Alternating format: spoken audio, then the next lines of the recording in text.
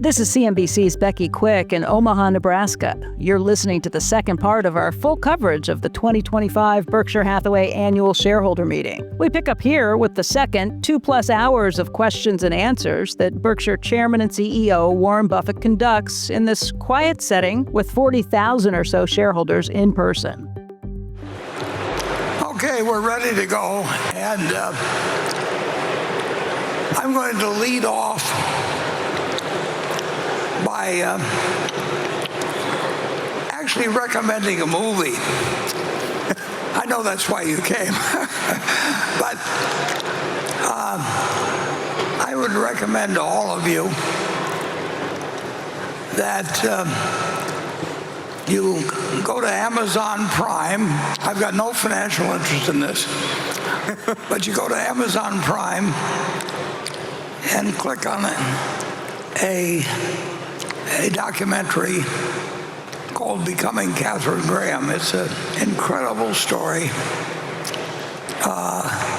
from 50 or so years ago. And to some extent, I had the good luck to be kind of a viewer of some American history that I think is fascinating. So if you feel that I misled you, you can write me a note, and I promise to report how many readers didn't agree with it. But click on the Becoming Katharine Graham, and you'll see a story of a remarkable story of American history. And there are a good many portions in there that I, who lived through that period, didn't know about at the time. And I don't think really every American citizen ought to watch it. So with that, I hope you all spend some more money out there in our friendly shops, and we will go to station 9. Hi, Warren. My name is Robert, and I'm a shareholder from Toronto, Canada. So, Warren, 3 years ago, Charlie Rose asked you a question to the effect of what you wanted to be remembered for. And your reply was, he was a teacher. So in that spirit, Greg, I'm curious to hear maybe a story of where you learned something very profound from Warren. I'm sure you've learned many things, but if there's a story that kind of comes up in your mind, we'd love to hear it. And vice versa, if we have the time, Warren, what's something that you maybe learned from Greg? Thank you. Yeah, I will turn this over to Greg in just 1 second, but now the main thing I'd like to be known for is old age.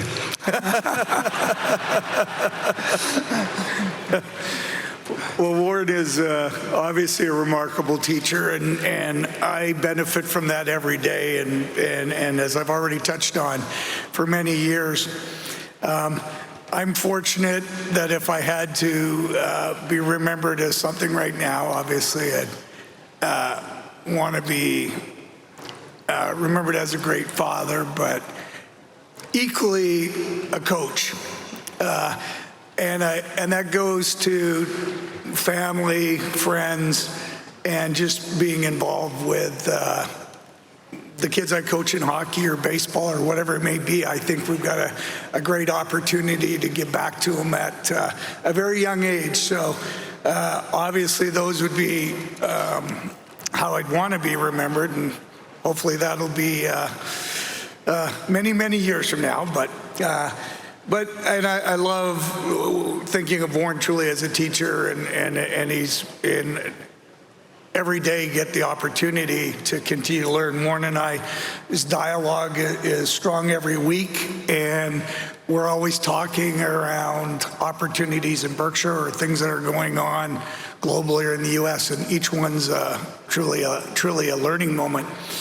I'll maybe go back to the very first meeting with Warren, and because it still stands out in my mind. Obviously, it was an incredible opportunity.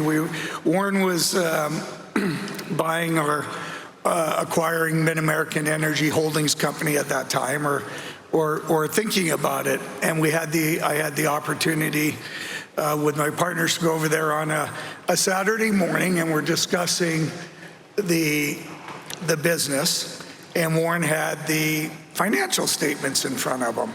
And like anybody, I was sort of expecting a few questions on how the business was performing or a variety of things, but Warren locked in immediately to what was on the balance sheet and the fact we had some derivative contracts, the weapons of mass destruction. And associated with the utility business, we do have them because they use them to match certain positions, and they're never matched perfectly, but you do have them, and we're required in the regulated business. But I just remember Warren going to it immediately and asking the composition of it and what was the underlying risk in it, and wanting to thoroughly understand it. It wasn't that big of a position, but it was absolutely one of the risks he was concerned about as he was acquiring Mid-American. And obviously, in light of Enron and everything that had gone on, it was a very pertinent question. And then the follow-up to that was, then there's an energy crisis in the U.S. Around electricity and natural gas, and a variety of folks were making significant sums of money. This is a year, 18 months later. And Warren's follow-up question a couple of years later to me was, and I knew it was more just checking or testing, so how much money are we making during this energy crisis? Are we making a lot? Are the speculative positions in place, and are we making it? And the answer was, we're really not making any more today than we would have been 6 months ago, because all those derivatives were truly to support our business and weren't speculative. So just that focus on understanding the business of what he was acquiring, understanding the risks around it, still stand out in my mind. Warren? Yeah, it's that's one thing we've really never talked about here, but I spend more time looking at balance sheets than I do income statements. And Wall Street really doesn't pay much attention to balance sheets, but I like to look at balance sheets over an 8 or 10 year period before I even look at the income account, because there are certain things that's harder to hide or play games with on the balance sheet than you can with the income statement. And I mean, neither one gives you the total answer on anything, but you still ought to understand what the figures are saying, and what they don't say, and what they can't say, and what the management will like them to say that the auditors wouldn't like them to say. And I mean, there's just a lot to be learned, and you do learn more. You learn more from balance sheets, in my view, than most people give them credit for. In terms of, I really haven't. I'm not worried about being remembered about that. People don't remember. Well, they don't remember enough about Katharine Graham, for example, in terms of this story that shaped America in many ways. Certainly, it had just all kinds of impact. And I think, I mean, history is so fascinating. And Charlie was probably the best person you could imagine in what he learned. Charlie was never satisfied with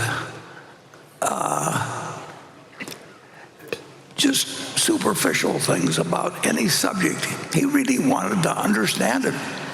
And he always would tell me that, don't take a position on anything until you can describe the arguments against it better than the person who is arguing with you, that you should be able to argue their case better than they can. He was a remarkable teacher, and but so were those other fellows I mentioned. I've had and of course my dad was an incredible teacher. So you make the most of the people you meet that are going to make you a better person, and probably forget about the rest to quite an extent. Okay, let's move on to Becky, you're next. This question comes from David Rubin, a shareholder from Scottsdale, Arizona. It's a question for Greg. We've heard over the decades and are familiar with Warren and Charlie's investment thesis and their circle of competence. During the first 10 years after taking over as CEO, Greg will be tasked with allocating more capital during that time than Berkshire has had to allocate in its history. Given this, I'd like to hear from Greg about his views on capital allocation, particularly into new businesses. Sure. So this bar is not too high. But very fortunate when you think of Berkshire, again, and we've talked about this, where we start from, and I'll clearly touch on the investment and the related investment allocation. But we start from a great place where we've got a great culture within the business. We have values that we, as a management team, and really as defined by Warren and those Charlie and everybody associated with the business, we've got great values that really set Berkshire up well for the future. And obviously, as we deploy capital and allocate capital, it's critical to Berkshire as we go forward, and equally it's around managing risk. But when I think of our values, there are a couple that are absolutely critical. One, will maintain the reputation of Berkshire and that of our company, and I view that in investing or how we operate things across each of our businesses. That will always be a priority and something that will ensure is in the forefront of our minds. I think equally, as we then look at our back to Warren's balance sheet comment, we will have a fortress of a balance sheet. And we want to, I thought Sue Decker, our lead director, said it well yesterday. We've got a significant set of cash right now, but it's an enormous asset to have that. And that will continue to be a philosophy. Yes, when we can deploy it, we'll deploy it well, and I'll come to that. But equally, we do recognize it as a strategic asset. And it allows us to weather the difficult times and at the same and not be dependent on anybody. So again, that will be an investment philosophy. We will remain Berkshire, and we will never be dependent on a bank or some other party for Berkshire to be successful. Thank you.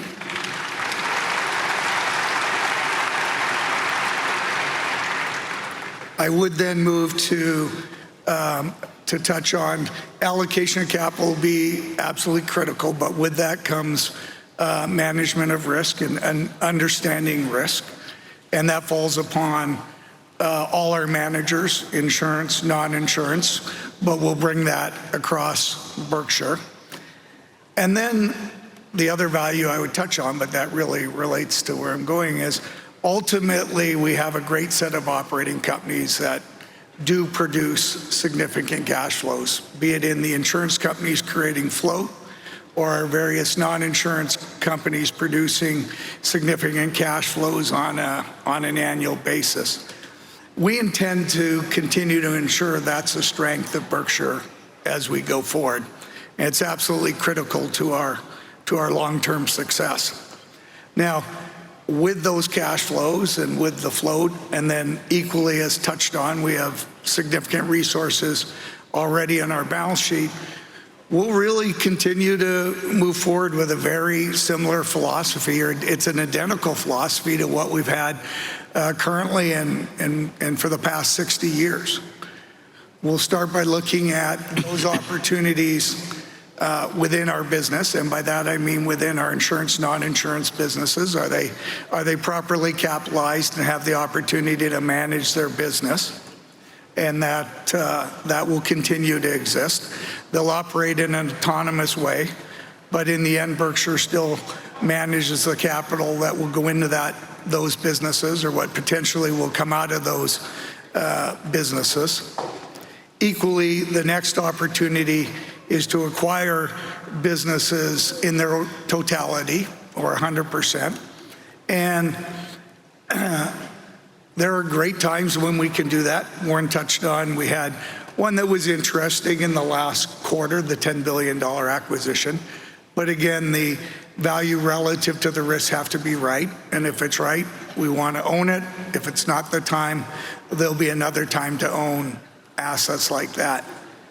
And then there's the opportunity to own pieces of companies through the equity. But as Warren's always highlighted, and again, this will be our approach to how we think around those companies, though we own a piece of a company. We own a piece of that cash flow. We own a piece of their balance sheet. It's not just a share certificate. And as we approach that, and really we'll approach it with the thought that we're going to own this company for the long term. It's again, understanding what, be it the 100% company or the 1% company, do we thoroughly understand and thoroughly do we have a strong view of what those economic prospects of those companies will look like? And Warren said it earlier, 5 years from now, 10 years from now, 20 years from now. If we don't have a view of that, we won't be investing, be it 100% or 2% of a company through equities.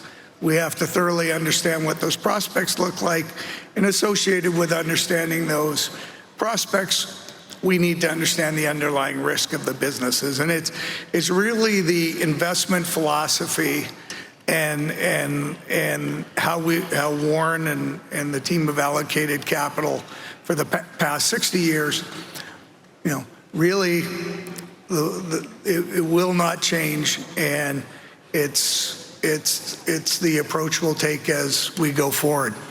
Warren? Yeah, and I don't want to go on too long on this, but sorry, I covered it. No, but this is important because it's very obvious that the country, for example, needs an incredible improvement, rethinking, redirection, even to some extent, in the grid. I mean, we've outgrown what would be the model that America should have. And in a sense, it's a problem, something akin to the interstate highway system, where you needed the power of the government really to get things done, because it doesn't work so well when you get 48 or 50 jurisdictions that each has their own way of thinking about things. And of course, in World War II, we called in people at $1 an hour, and we knew we had to turn out ships like crazy, and we knew that we had to convert Ford Motor from being a car manufacturer into an aircraft manufacturer in a matter of days, not weeks, not months. So you need there are certain really major investment situations where we have capital like nobody else has in the private system. We have particular know-how in the whole generation and transmission arena. The country's going to need it, but we have to figure out a way that makes sense from the standpoint of the government, from the standpoint of the public, and from the standpoint of Berkshire. And we haven't figured that out yet. I don't know whether Greg wants to even explain a few of the major problems, but that is a clear and present use of hundreds of billions of dollars. And you have people that set up funds and say they're getting paid for just assembling stuff, but that's not the way to handle it. The way to handle it is to have some kind of a government private industry cooperation similar to what you do in a war. And I don't think when they were doing the highway system, I don't think that the government set up its own guys that were going to pour all the cement or anything like that. But you needed a cooperation, and we're at that point, I think, in terms of energy. But I don't think we've made any progress, particularly, though. Tell us more about that. Yeah, and I think these are very unique in that, not unique in that it's sort of reflective of where we're at. There will be very significant investment opportunities across a variety of industries, as Warren touched on in the electric industry or the energy space. We obviously know that well with our existing business. And the capital required to meet the long-term needs of what's currently projected as demand is enormous, and we as Berkshire will be in a good position to help address those needs. But the model around it and the risks that need to be addressed to deploy that type of capital will be different than they are today. Yeah. Warren's point. Yeah, the muscle of the federal government will be needed, but the test of whether you can have 48 or 50, depending on the nature of things, jurisdictions that are cooperating to do something that has opposition, will have opposition in every single state. If they'd taken a vote during World War II, or if they'd taken a vote on the interstate highway system, it would have been slowed down to an incredible degree. So the question is how to use these strengths that this country has to actually turn it in to what it should be capable of, while still preserving, a republic with 48 and connected and a couple of unconnected states, and it'll be interesting to see what happens. But we do have capital, and we actually have some knowledge that very few places have. I mean, we know what the game's about, but putting together that energy with knowledge and with capital and everything it's just not easy. And it should be something that we're capable of in the country, but the country was not designed for having, in a certain way, it was not designed for having 48 different jurisdictions that could mess up anything that you were attempting to do. And during wartime, it's one thing to get agreement, but during peacetime, it's something. It's a different problem. That's going to be one for the next generation. But it's important. Okay, station 10.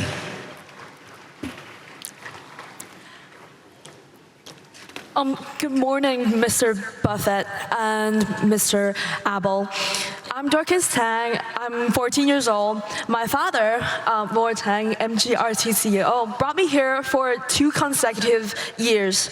And I promise I will come back every year, since I queue up at 2 in the morning every meeting you hold. My dad owned BRKA shares, and he said I need to work hard to earn my piece of BRKB.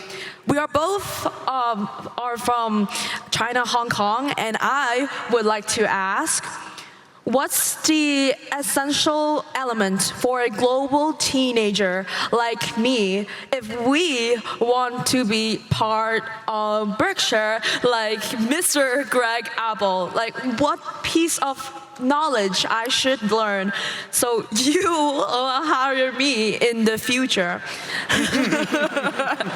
Well, Okay. if you're talking about the future, you better talk to Greg, so we'll let Greg answer that.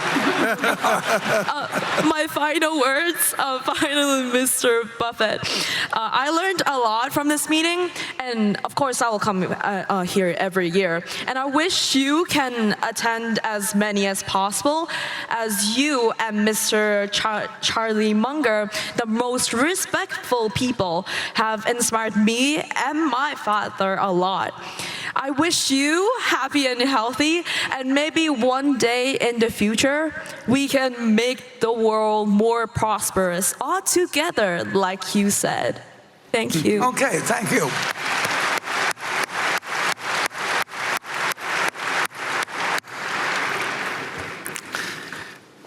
Yes, well, I think your dad said it best.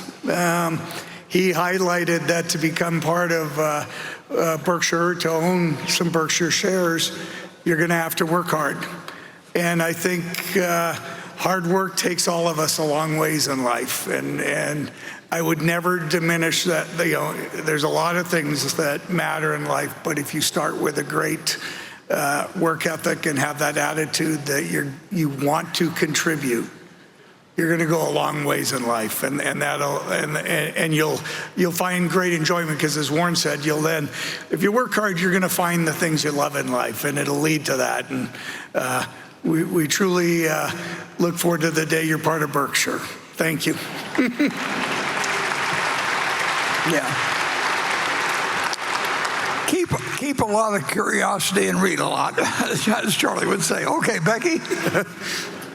This question comes from Matthew Tezak in Layton, Utah. He said, please discuss your strategy on how to protect our company from future liabilities due to wildfires blamed on our electric utility companies out west. Well, that's a very good question. And we made some mistakes in the past. When we bought Pacific Corp in 2005.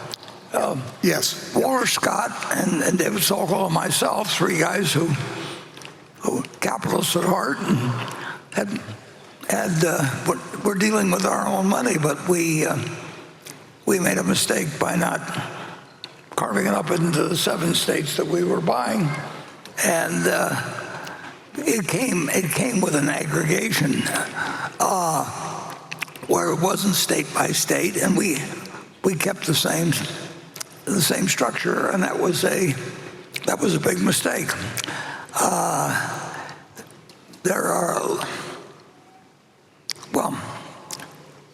Every part of the country is going to need electricity, and there are going to be places where public electric or privately held electric utilities would be very foolish to operate. And how that gets resolved in a democracy, we will find out. But those are the facts as they stand now, I would say, Greg. Yeah. The reality, the risk around the wildfires, i.e. do the wildfires occur, they're not going away. No. And we know that, and the risk probably goes up each year. But what we can do to reduce the risk of it impacting our system and our underlying assets and unfortunately the liabilities that come with such events, we can change that and manage that. We can't eliminate the risk, but we can reduce it. And that's where we've got our teams in the West, but we really are approaching it across all our energy infrastructure, because the reality is the wildfires have now occurred in Texas. They've had a variety of them throughout the U.S., and we're all very focused on how we manage that risk. How we manage it is we start by addressing the actual assets, how we're maintaining them, and where we invest into them. So we try to make sure that they're either not causing the fire or potentially even hardening the system as to what can they withstand. So it's very much, we start with the operational focus.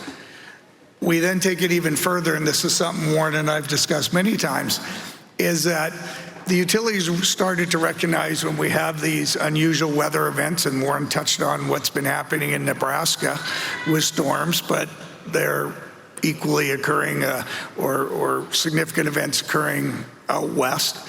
But when we have those, we've gotten very, very good at saying, okay, we have to manage the system differently. We'll potentially de-energize because there's likely to be an event.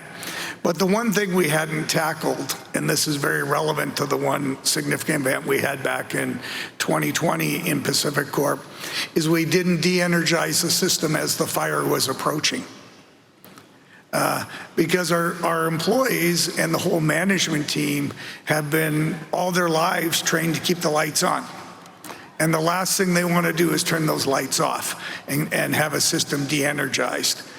And after those events, and as we really looked at how we're going to move forward in managing the assets and reducing that risk, we have clearly recognized as a team that we have to de-energize those assets. So now as we get fires encroaching at a certain number of miles, we de-energize, because we do not want to contribute to the fire, nor obviously harm any of our consumers or contribute, unfortunately, if there's a death. And that's really where we had to take our team, that we're managing a different risk now. It's not around keeping the lights on.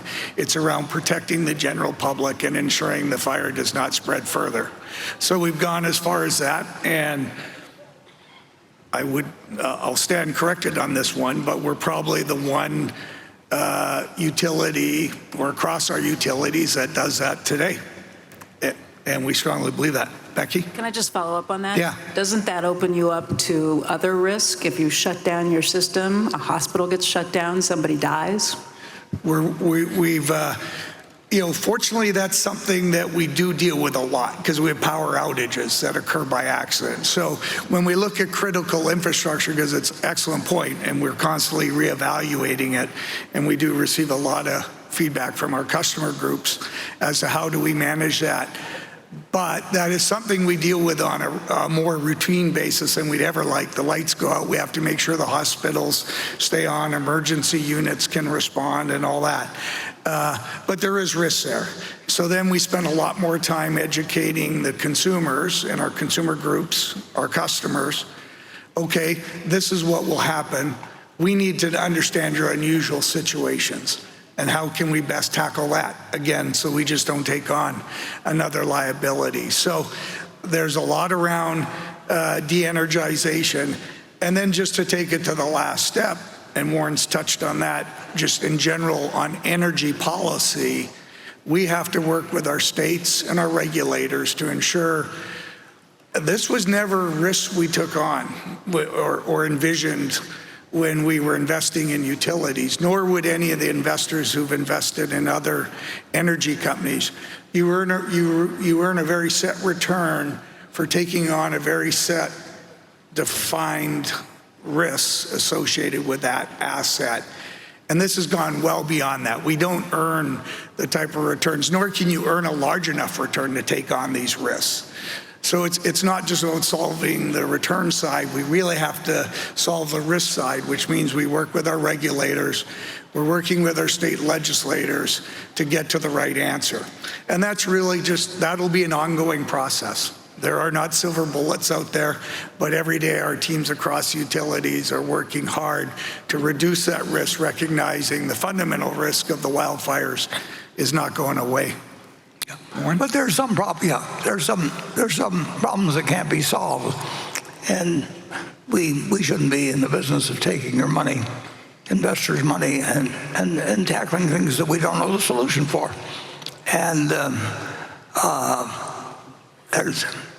you can present the arguments, but it's a political decision when you are dealing with states or the federal government. And if you're in something where you're going to lose, the big thing to do is quit. And you present your case as well as you can and everything else, but if you don't hold the pen in the end, we don't have any business taking your money and doing dumb things with us. And we can do our best to explain what the intelligent things are. but it's your money. And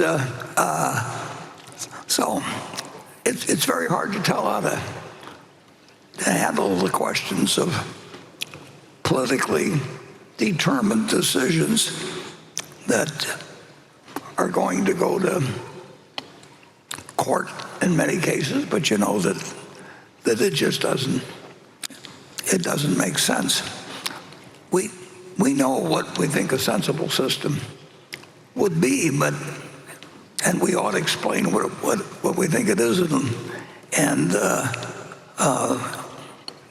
do the best to get our position, because it's pro-social to have the right solution to have it. But the right solution, for example, in the interstate, wasn't to let 48 states each decide on their own way of doing it and award contractors the jobs based. There's some problems that can't be solved, and we are not in the business of trying to solve insolvable problems. Yeah.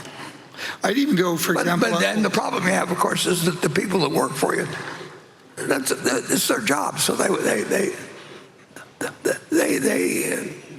want to have reasons to keep going, and those are tough choices if you're managing, but that's why they have managers. Yeah, Warren, I was just going to add, because you touched on something really important there, that effectively, for example, with the utilities and the wildfires, we can't just become the insurer of last resort, and that we're going to cover any cost and all costs, irrespective of what occurred. And that's a little bit of the situation we're in right now with our largest challenge, a 2020 wildfire, where there were four fires occurring at a challenging time. One, we've always asserted, was a lightning strike that was not inside our service territory. The fire burnt into our service territory, and we became responsible for that fire, effectively through the courts. And we've continued to hold firm that we're not responsible for that. Rightfully, I mean, we didn't contribute to it, and we didn't initiate it, nor did we feel we ever contributed to it. But it's getting, again, if you look at the risks that's there, we have to manage through things like that. We'll get through that litigation. We're happy to report, for example, on that one, after 5 years, the Oregon Forestry Department has come out and said the fires, the other fires we did have that we were able to manage and extinguish, did not contribute to that fire. And that fourth fire is the largest fire of the four. It's 60% of the claims. We're 5 years into effectively getting that information into the courts. Now, that will outline our legal strategy, obviously, going forward, but it's things we're dealing with.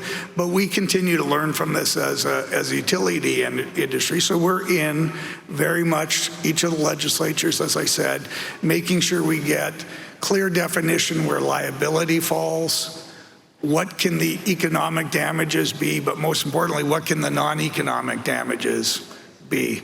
And again, with the thought, we can't be the insurer of last resort. We just can't be responsible for everything that happens in a state. Yeah. If we want to do it with our own money, we can do it, but we're not going to do things with your money that we think are stupid. Yeah. I mean, you ought to get rid of us if we do it. And it's easier to do stupid things with other people's money than it is with your own money. That's one of the problems government has, just generally. We don't want to bring it to private enterprise.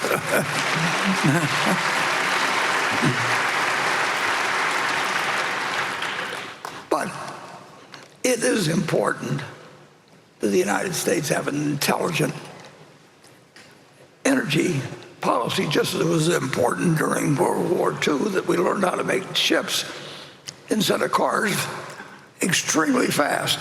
And we figured out the answer. We combined private enterprise with the power of government. And but how feasible that is in a democracy, and it was clearly obvious during World War what needed to be done. and we did it. But it's not so clear when you get 330 million people all arguing their own self-interest, and of course deciding what will happen, and having the people often who are making the decisions reacting as they did 20 years earlier, when they don't really bear the responsibility for the decision. Right. Anyway, that's management, and we'll do our best. Station 11. Hello, my name is Alicia Burek and I'm from Poland, but I currently live in Chicago. This question is on behalf of an inspiring man that I know, Waleed Ahmed, who's here with us today. Mr. Buffett, nearly 74 years ago, on a cold Saturday in January 1951, you traveled 8 hours by train from New York to Washington. You went all the way on nothing but hope that someone might teach you more about the insurance industry. Arriving at Geico's office to find the doors locked, you persisted until a janitor let you inside. You credit that meeting with Lorimer Davidson for the insurance float that was the rocket fuel behind Berkshire's success. In 2011, when I was 15, I wrote you with similar determination, asking to meet. You kindly wrote back saying you had only 3,000 days left and more pressing priorities. Well, Mr. Buffett, it's now been 5,000 days since you replied. And so inspired by your persistence in 1951 and the tenacity of Mrs. B, I humbly renew my request for just a quarter of the time Davy gave you, a single hour in your office. Oh, well, you may wonder, why must it be you? You have often shared an anecdote about a Polish Jew who survived Auschwitz, who said to you once, Warren, I'm very slow to make friends because when I look at someone, I ask myself, would they hide me? You said that the number of people would hide you was the best test of life well lived. Well, I believe that at this meeting you don't have 40,000 shareholders, but you have 40,000 people who would hide you. You are a testament to a life extraordinarily well lived. Yet even you have not fully witnessed this transformative power of a client. I'll let you write. I'll let you write my biography, but I think I've got the point of your question.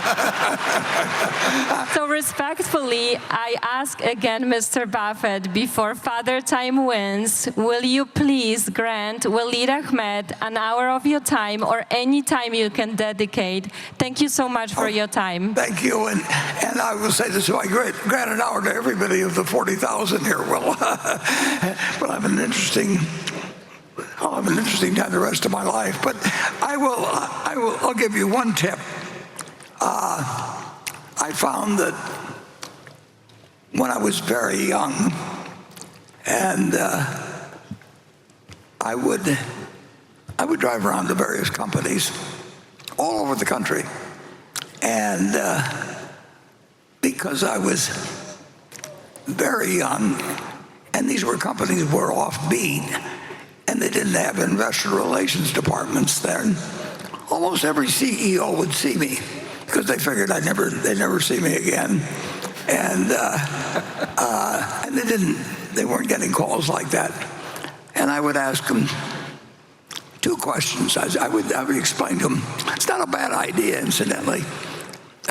If you're going to walk into somebody's office and you say you want 10 minutes of their time, take a hourglass and stick it on the desk of the person you're talking to and turn it up so that it's going to go for 10 minutes, and you say you're going to leave in 10 minutes unless I ask you to stay. And that sets the terms. But then once you have that, if they're in the coal business, we'll say, which happened to be one that I was interested in 70 years ago or so, you just ask them one question, that if they were to be stuck on a desert island and they had to own only one of their competitors' stock during the 10 years they were going to be on that island, which one would it be and why? And then after they give you that answer, you said the same thing. You were going to short your net worth while you were on that island, which would it be and why? Because every manager likes to talk about their competitors. They're like a bunch of school kids, you know, when they get into talking about their competitors. And I probably learned more about various industries by just making sure that they didn't think I'd stay too long, and that in the meantime they would have the floor and talk about their competitors. I kept my own mouth shut in those days. That's a lesson I've lost somewhere along the line. But you essentially, they've outsourced. Or I shouldn't say outsourced, but they've departmentalized investor relations at all companies of size practically now. So you've got, 3,000 companies or whatever they have, and they all have departments, and each one of them has an investor relations department practically, and their job is to say, this is the best thing you can do today is buy our stock. Well, the whole concept is total idiocy, but it's a big business, and it gets bigger, and the investor relations department gets bigger,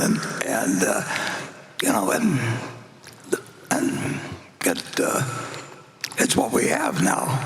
But do a little of your own work, your own way. But Berkshire Hathaway has got plenty of material out there for you to read, and when you get through reading it all, you'll know way more than most of the people that work at Berkshire. So you don't need a personal interview. If we take an hour times even the 40,000 people we may have here, plus Becky's many listeners and viewers, it just doesn't work. So I admire your effort, but you'll just have to settle for that as the admiration that you get in this. Okay. Becky?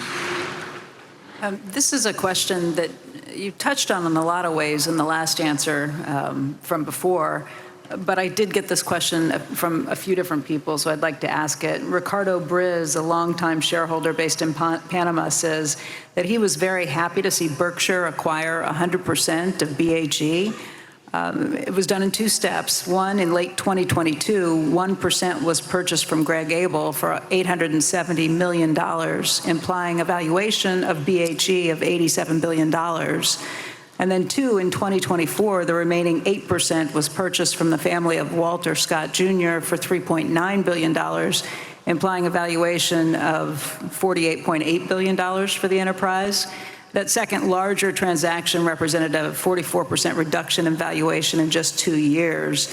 Ricardo writes that Pacific Corp liabilities seem too small to explain this. Therefore, what factors contributed to the difference in value for BHE between those two moments in time? Well, we don't know how much we'll lose out of Pacific Corp and decisions that are made, but we also know that certain of the attitudes demonstrated by that particular example have got analogs throughout the utility system, and there's a lot of states that so far have been very good, decent to operate in, and there are some now that are rat poison, as Charlie would say, to operate in, and that knowledge was accentuated when we saw what happened in the Pacific Northwest, and it's accentuated by what we've seen as to how utilities have been treated in certain other situations. And then on top of that, so that it wasn't just a direct question of what was involved at Pacific Corp, it was an extrapolation of a societal trend. And secondly, we also had a decision we didn't expect out at all, the real estate business, and those kind of things can change values, and courts can change values. And it's a lot easier to make those decisions when you just own marketable securities than when you own businesses. And I've made plenty of those decisions as I've watched what have happened in various industries and companies and over 70 years, but Greg made the decision, which was fine with us, to get out. Well, and he had no knowledge of what was going to be happening in either the real estate field or the utility field, and we're not in the mood to sell any business of it. But Berkshire Hathaway Energy is worth considerably less money than it was 2 years ago, based on societal factors, and that happens in some of our businesses. It certainly happened to our textile business, and it's happened.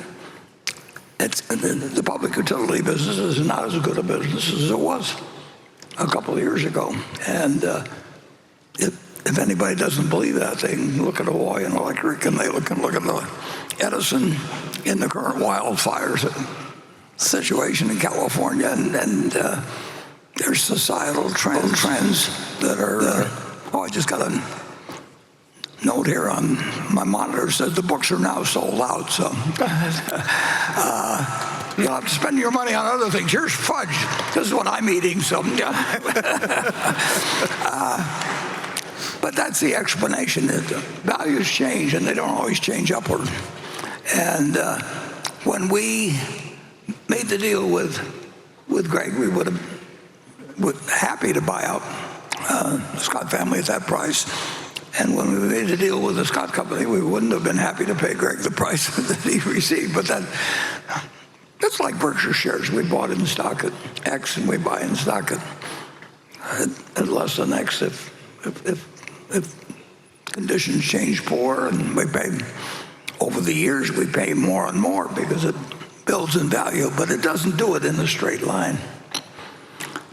And I would say that our enthusiasm for buying public utility companies is different now than it would have been a couple of years ago.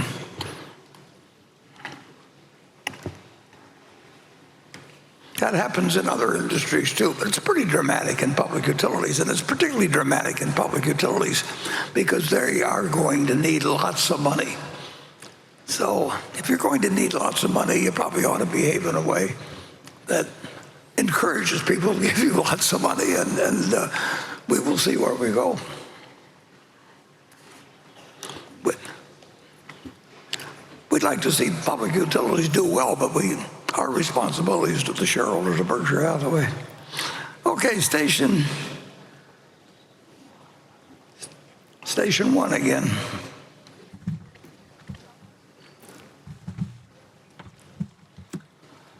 Dear Warren, dear Greg, dear fellow owners, it's such a pleasure to be here. My name is Revi Panida. I was born in communist Albania, but I'm now teaching economics in London, England.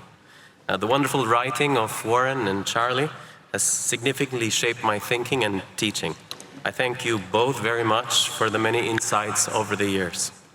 Warren has often written about the importance of Berkshire's earning power to owners. My question is, what was, in your estimate, Berkshire's earning power in the latest fiscal year? It would be great if you can comment on any significant items that either increased or decreased the earning power as compared to reported net income measures for Berkshire. Thank you. Yeah, well, I think our underlying earning power was affected negatively here a while back by what happened in the utility field. I think that our earning power is not enlarged by any large acquisitions that come along, but they come along periodically. So we will see something at some point well, could be, on the one that was $10 billion, we would have added to earning power. I mean, why else would we do it? So that's very situational. And of course, it depends so much on what the general market is doing and what interest rates are doing and what psychology is doing. We will make our best deals when people are the most pessimistic. That's been true ever since I was 1930. I was born in 1930. When I was born, things got much more attractive over the next 2 years, and apparently I didn't do anything about it there. But, that was the opportunity of a lifetime, and I blew it by, worrying about the kid in the next crib or something. But over my lifetime, I've had fabulous opportunities sometimes, and they happen because humans are human, and I don't, I'm fearful of all kinds of things. I don't want to try and, be one of the Walendas and walk on a tiny strip between a couple of twin towers or something, or whatever it may be. But I don't get fearful by things that other people are afraid of in a financial way. That the idea that if let's say Berkshire went down 50% next week, I would regard that as a fantastic opportunity, and it wouldn't bother me in the least. And most people aren't. They just react differently, and so it's not that I don't have emotions, but I don't have emotions about the prices of stocks. I mean, those decisions get all the way to my brain, whereas emotions can get bogged down some other place. So Berkshire will increase its earning power over time as we retain money. I mean, we are doing things, making decisions every day. People are working, we're retaining earnings. We will build the earning power, but it won't be coming in any even stream, and it certainly won't be matched dollar for dollar on either the upside or the downside in market prices. But that's what makes it a good business. The investment business is that everything isn't properly appraised, and the sillier other people get, the better your opportunities get.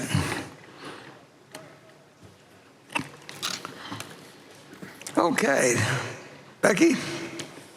This question comes from Achit Patel, and it's about the big cap technology stocks. In the 2017 annual meeting, you said, Warren, you really don't need any money to run these companies, and referred to them as ideal businesses, referring to the big tech companies, Apple, Alphabet, Microsoft, and Amazon. With all of those companies now announcing massive capital investment endeavors and around AI ambitions, have you rethought the above comment, just in terms of them being asset light and what you think of them as a result? Well, it's always better to make a lot of money without putting up anything than it is to make a lot of money by putting up a lot of money. And so a business that takes no capital to speak of, Coca-Cola, the finished product, which has gone through bottling companies and everything, that takes a lot of capital. But in terms of selling the syrup or the concentrate that goes to it, it doesn't take a lot of capital. So one is a fabulous business, and one is it depends where it is and everything like that. Coca-Cola is popular every place. But some places, if you're in the bottling business, it costs real money. You have real trucks out there, and you have all kinds of machinery, and you have capital expenditures coming up. And, we've got businesses that take very little capital, that make really high returns on capital. And the ones the politicians talk about as making high returns actually aren't making high returns usually in terms of capital.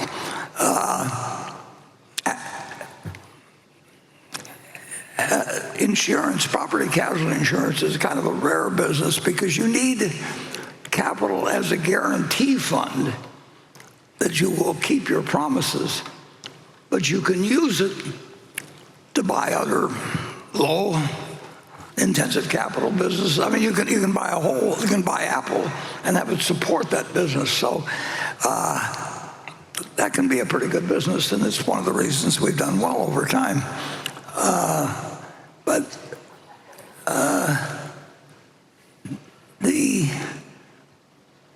it'll be interesting to see how much capital intensity. There's more capital intensity going on with the Magnificent Seven than there was a few years ago. I mean, basically, Apple has not really needed any capital over the years, and it's repurchased shares that a dramatic amount of reduction.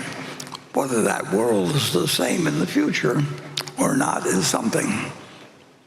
Hollywood's answer was always to get their money from other people to put up the capital. A lot of people have gotten very rich in the country by essentially figuring out how to get others to put up the capital. And that's what people do in the money management business, and they get very, very rich because they get an override on other people's capital. And incidentally, if all of you were paying 1% for investment management fees at Berkshire last year, you would have paid $8 billion for managing, and you really wouldn't have had to do it. But, investment management is a very good game because other people put up the capital and you charge them for the capital, whether they do well or not, and then you charge them a lot more if they do well. I mean, it's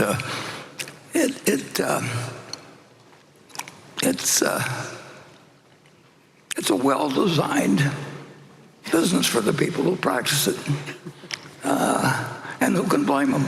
I mean, that is capitalism. But and I saw that in operation when I was working at Solomon, but I didn't need to see it. I knew what existed anyway. The trick in life is to get somebody else's capital and get an override on it. Charlie and I decided it wasn't too elegant a business after a while, but we were not criticizing the efficacy of it. It just didn't appeal to us after a while. I did it for 12 years, though, or something like. Not really. The one difference that Charlie and I did from other people is we put all our own money in into it, so we did share the losses with our own capital, but we got an override on other people's capital. And that's been, people have made advances where they get the override on other people's capital without putting up any of their own capital to speak of, and that's a very good business, but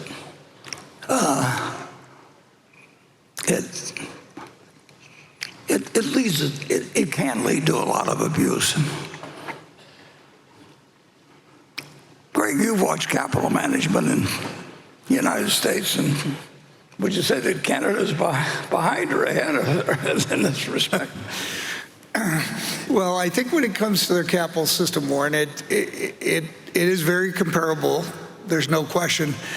Other than as we know, I mean, I think the U.S., as far as having a capitalist system, it would be tough to be touched by any country. And I think when I think of Canada, there's just certain responsibilities or obligations that the government wants to take on and aren't going to leave with the public sector. And that's just a decision that's made by society or by the Canadian people, or if you look at another country, Australia, or wherever it may be. But so it's different. But when I think of capitalism, that drive is there, and the desire to allocate capital properly, it's very similar. It's produced wonders in the United States, if you think about it. But originally,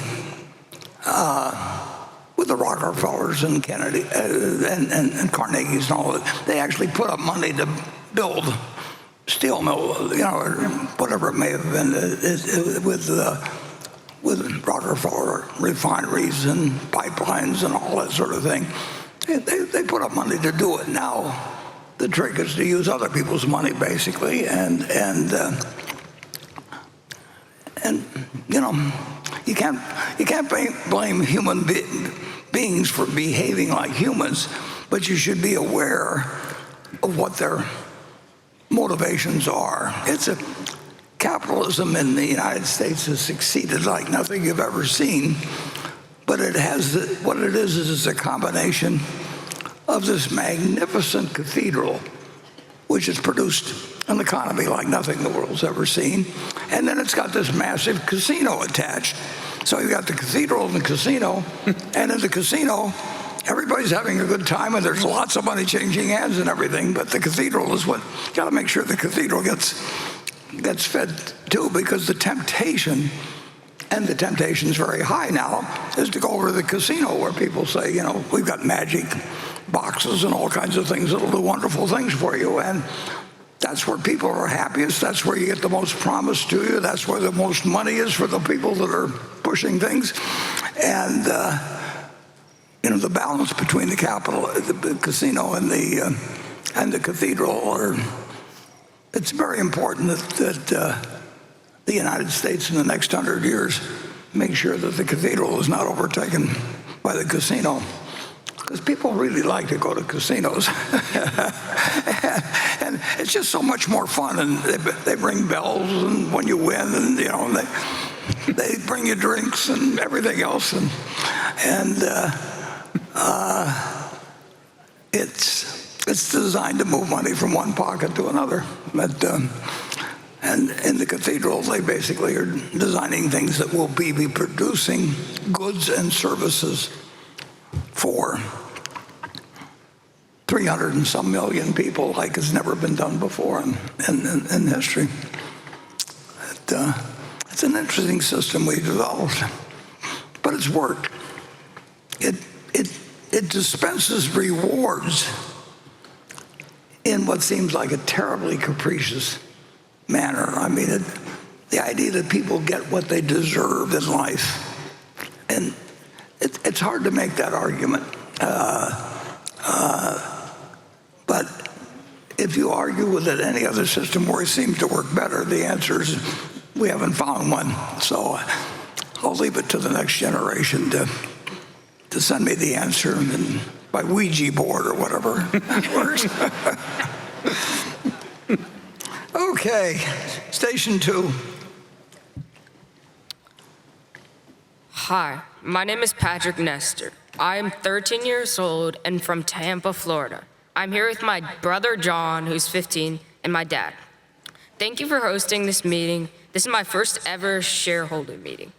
My question is, what high school class or activity helped influence you to who you are today as the greatest investor of all time? Well, that's a good question. The teachers you get in your life have this incredible impression on you, and a lot of it are the formal teachers you have, but some are informal teachers too. I mean, I learned from certain employers, you know, so much. You really hope you're learning from everybody you find who's well-intentioned and has had a lot of experience, and I had a lot of good luck in that. But I would say that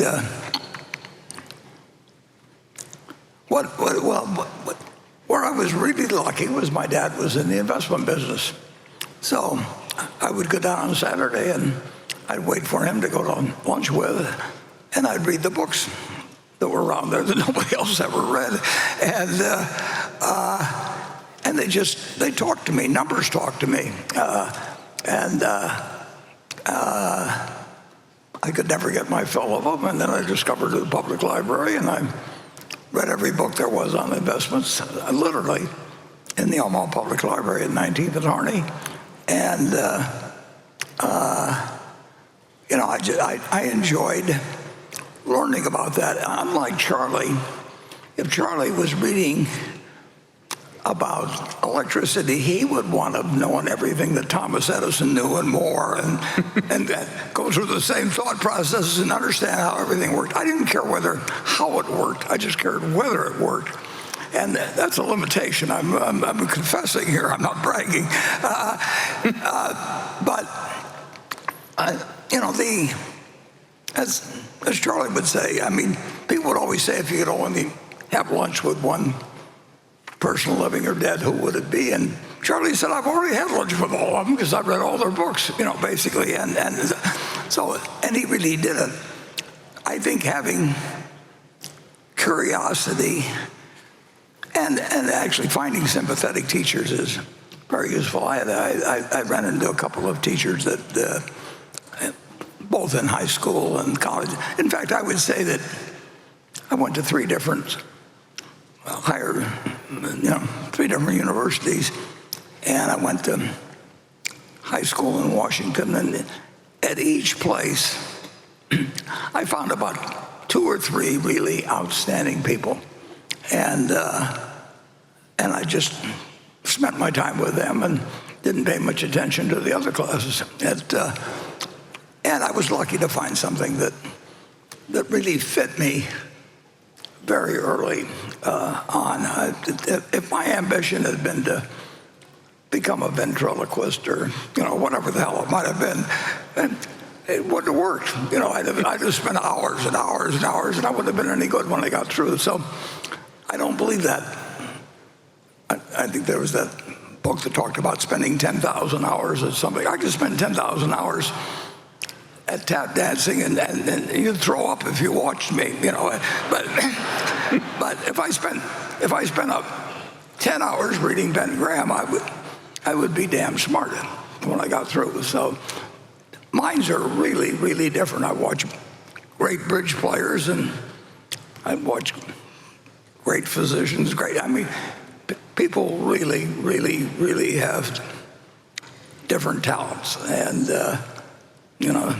I don't know. I think you're supposed to have 88 billion cells in your brain. I'm not sure that all of mine are flashing bright lights, but you are different than anybody else. That's what my dad always used to tell me, that essentially that, you're something different. It may not be good at the moment, but you find your own path, and you will find the people in schooling that want to talk to you. People that teach, in general, they love having a young student who's actually really interested in the subject, and they'll spend extra time with you. They'll do all kinds of things and I ran into that. I had Graham and Dodd at Columbia. Well, Dave Dodd treated me like a son, basically, and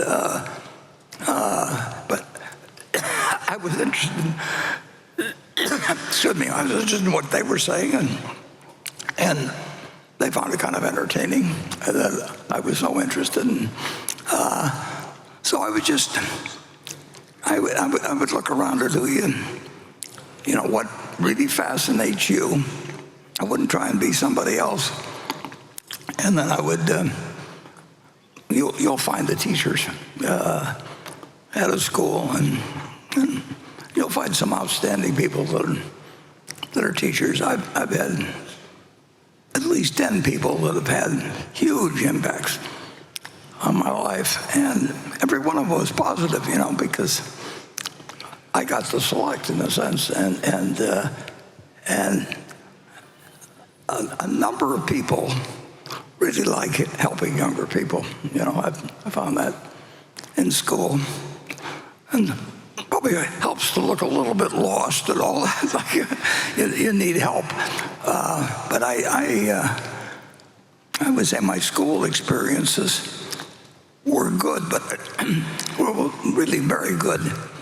But I attribute it much more to the individual than to the institutions. Okay. I've already told you more than I know, so we'll go on to Becky, you're next. This question comes from Scott Williams in Portland, Oregon. He said, do you think the net benefit of Doge will be positive or negative for the long-term health of the United States? Well, why don't you give me a hard one? I think that bureaucracy is something that is amazingly prevalent and contagious even in our capitalist system, and that big corporations,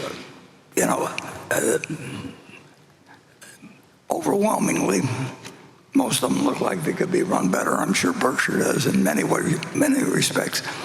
And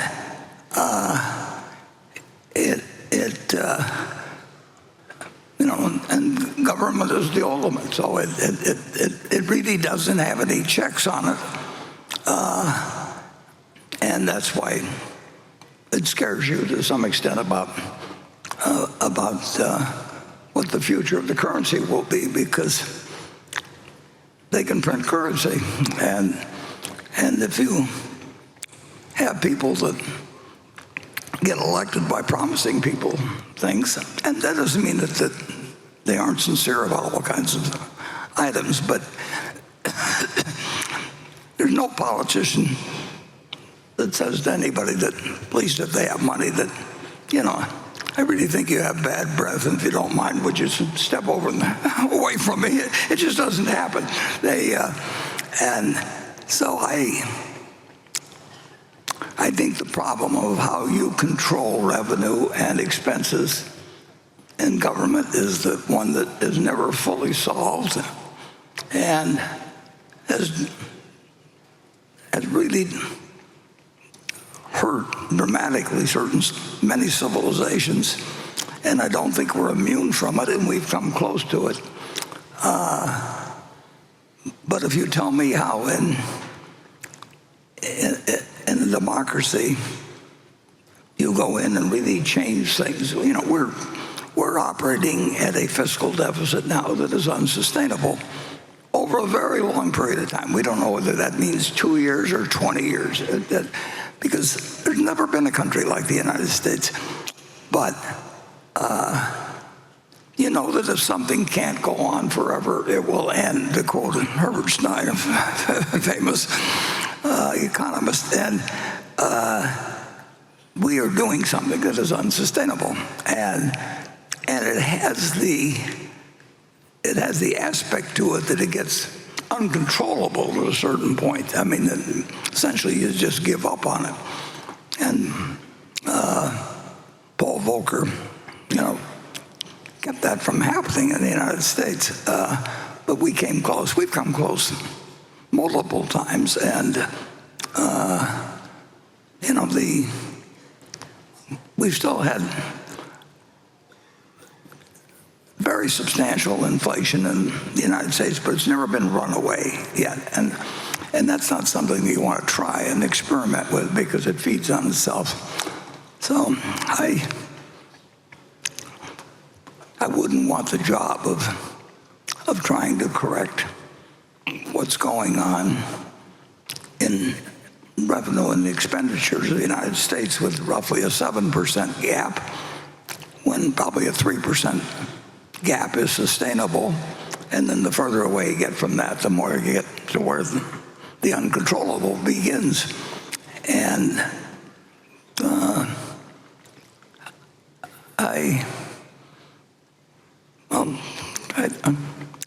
I think that it's a job I don't want, but it's a job I think should be done. And Congress does not seem good at doing it.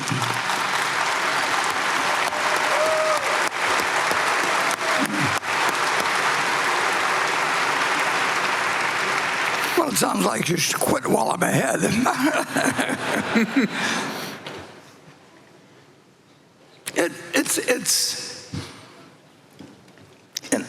Well, we've got a lot of problems always as a country, but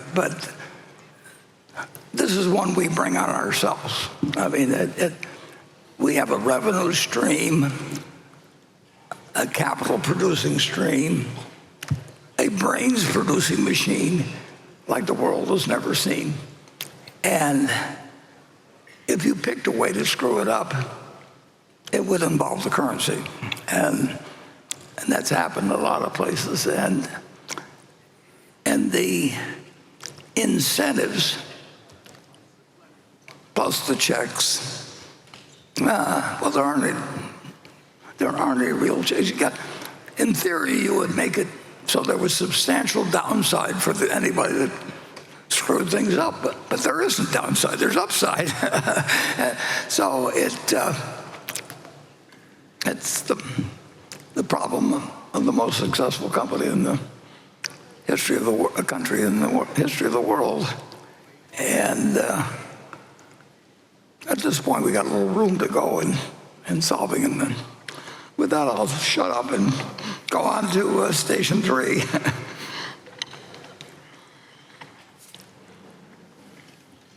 Hello, Mr. Buffett. My name is Saskia from Gifhorn, Germany. And first of all, I want to thank you because you made such a great impact in my life and the people I love. And that's priceless. Well, thank you. Mr. Buffett, imagine it's 1776 and you're sitting alongside Benjamin Franklin, helping to shape the foundation of a new nation. What core economic principles would you advocate for building a fair, resilient, and opportunity-driven capitalism society? One that supports long-term prosperity for future generations? Well, I probably, that's a good question, but I would probably say to Ben Franklin, you just keep thinking and don't talk to me because you'll come up with some better ideas than I will. He was, an incredibly remarkable person. I mean, you would say he's almost probably the last person to almost have a grasp of every aspect of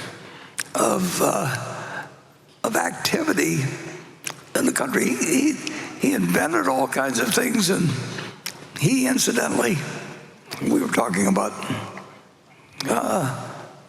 power of compound interest and that sort of thing. He left a will that left a sum of money to Philadelphia and another sum to Boston that would serve as an example for a couple hundred years, of the power of compounding and all kinds of things. I mean, he was so far ahead of his time that the best thing I could do if I was under that tree with him was be to get out of his way and let him just keep thinking.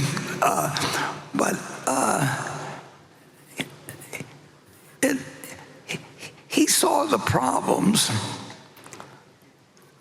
that success could bring to a society, as well as other problems. I mean, more immediate problems that in all kinds of fields. But the problems of how to take 8 billion people, because there's no way we can separate ourselves from the rest of the world.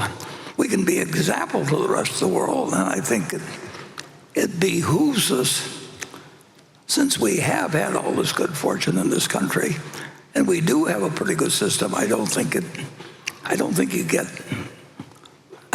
very far by lecturing the world on how you are the one that should tell them what they should do with their lives. I think you get a certain amount of resentment when just a few hundred years ago, a whole different group of countries were running the world, and now you start giving them advice, and I think it's a real mistake in communication or in persuasion to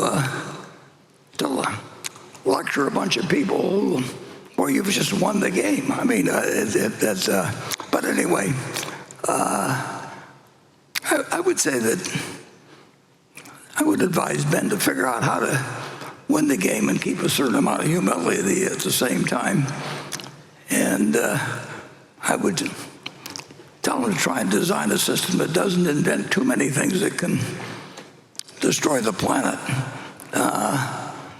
that become uncontrollable once you get them out there. There was no alternative to us developing the atom bomb, but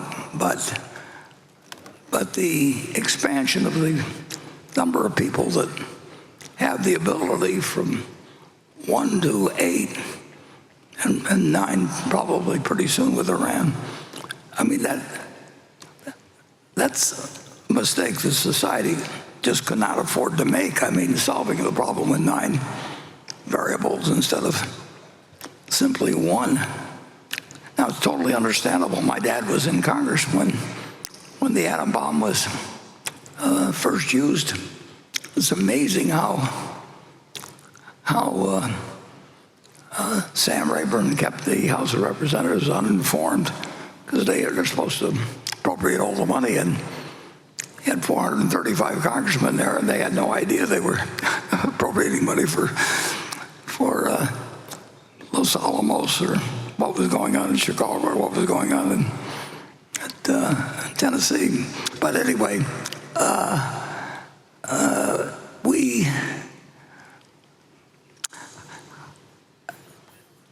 we do have a society that is far beyond anything that Ben Franklin dreamt of.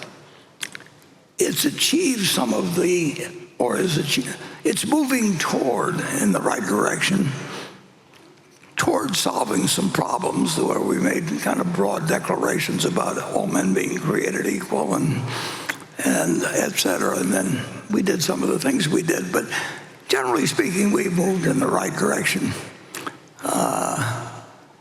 But we face problems that I don't know how Ben Franklin would attack the problem of what you do once you get weapons of mass destruction in many hands, and when you essentially look at the world as something where there are winners and losers, and that the winners are, humiliate the losers and do all kinds of things. But I'll let the people that are a lot younger here figure out the answers on that. But it's still the most wonderful. There's never been anything you could dream like what has happened in the United States. So we still, it's the best place and the best time to be alive by miles in history. Just think of a couple hundred years ago and somebody, yanking out a few of your teeth and pouring whiskey down you and doing, I mean, and the subsistence, and particularly in this Midwest, just imagine waiting until the Missouri froze over every year just to see whether you can get your wagon across and maybe have a pregnant woman in the back, It is just amazing what has happened of a positive nature during my lifetime. And then the question is how do you keep it and how do you improve it? And I do think that fundamental to all of it, though, is having a currency that does not get debased. What that does to the stability of a society where all the people that trust their government get screwed, and all the people that figure out ways to profit off of it become rich or richer. I don't think you want a society that operates in that manner. So anyway,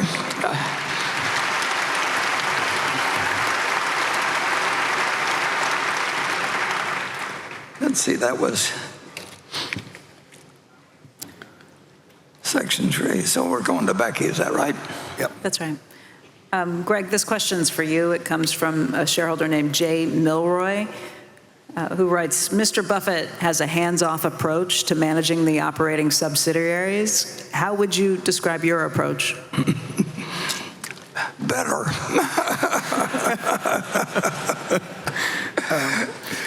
Well, we've got our managers over there, and I would say going back to 2018, it's been very fortunate to be in this role because, one, I had to learn a lot of the businesses, and there's no question, as Warren bought the businesses, had that general knowledge. I absolutely had to engage with each of them, and they've been great in sharing their business models, their approach, their thoughts around where the risks and opportunities are. And I think as we went through that, there's no question, I had questions and wanted to engage with them.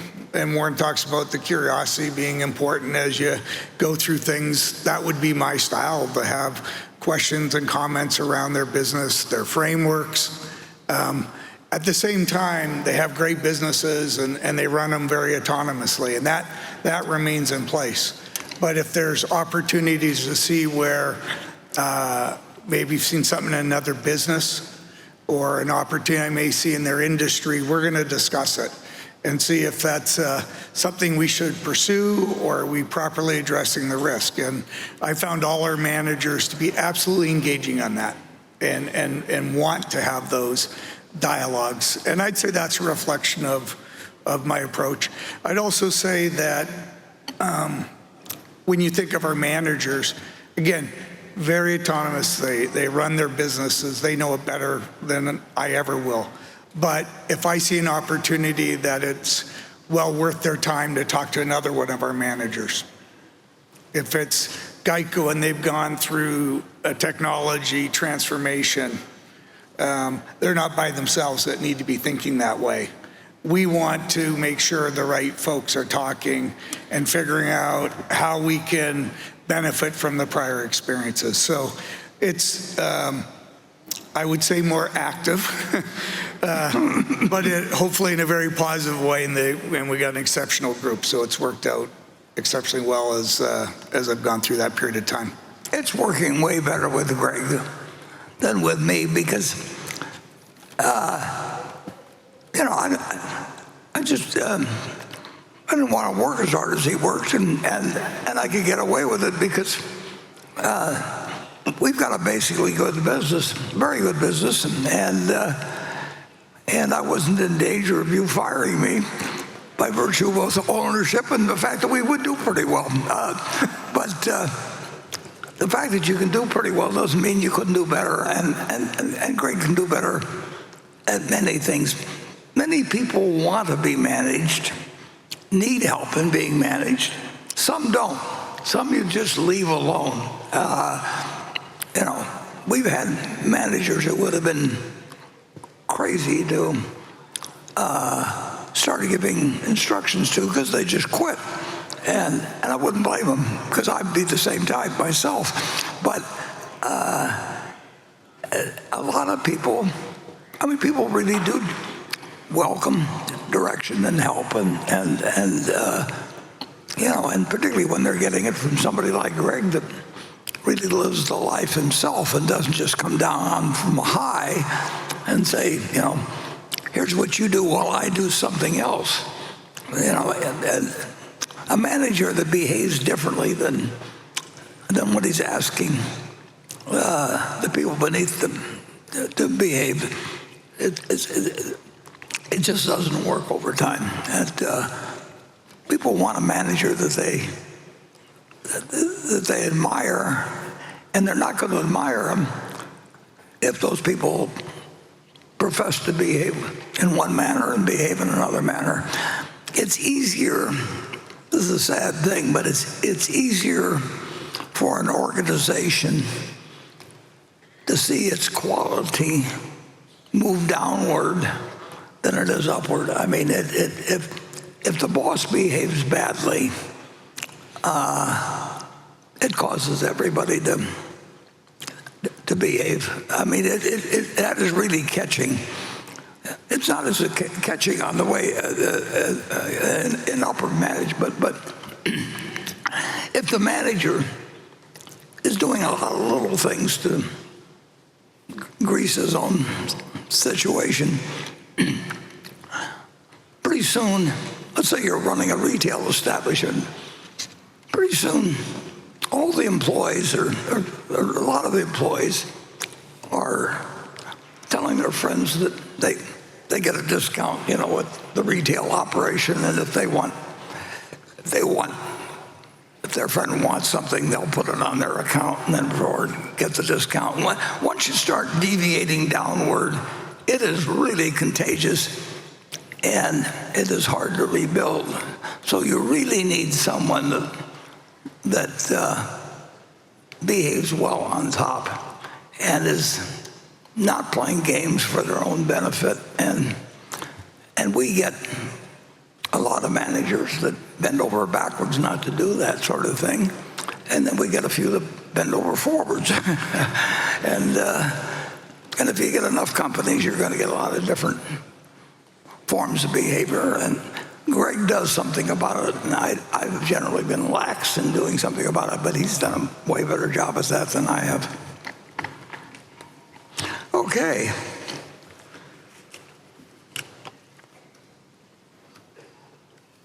Station 4. Hello, Mr. Buffett and Mr. Abel. My name is Kansas Lohmeyer. I am a junior at Elkhorn South High School and was born and raised in Omaha. My question is directed to Greg Abel.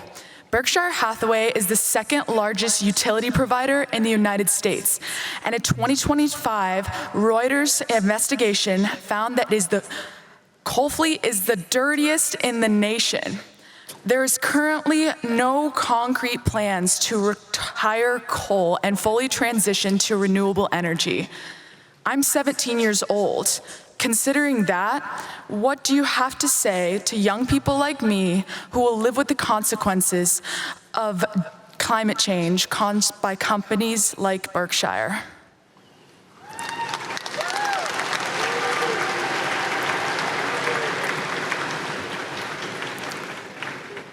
Thank you for both your question and your comments, because it is important to understand, say, Berkshire Hathaway Energy, but also how they operate, and maybe using Iowa at least as a starting example, because I think that was one of the states cited in the report.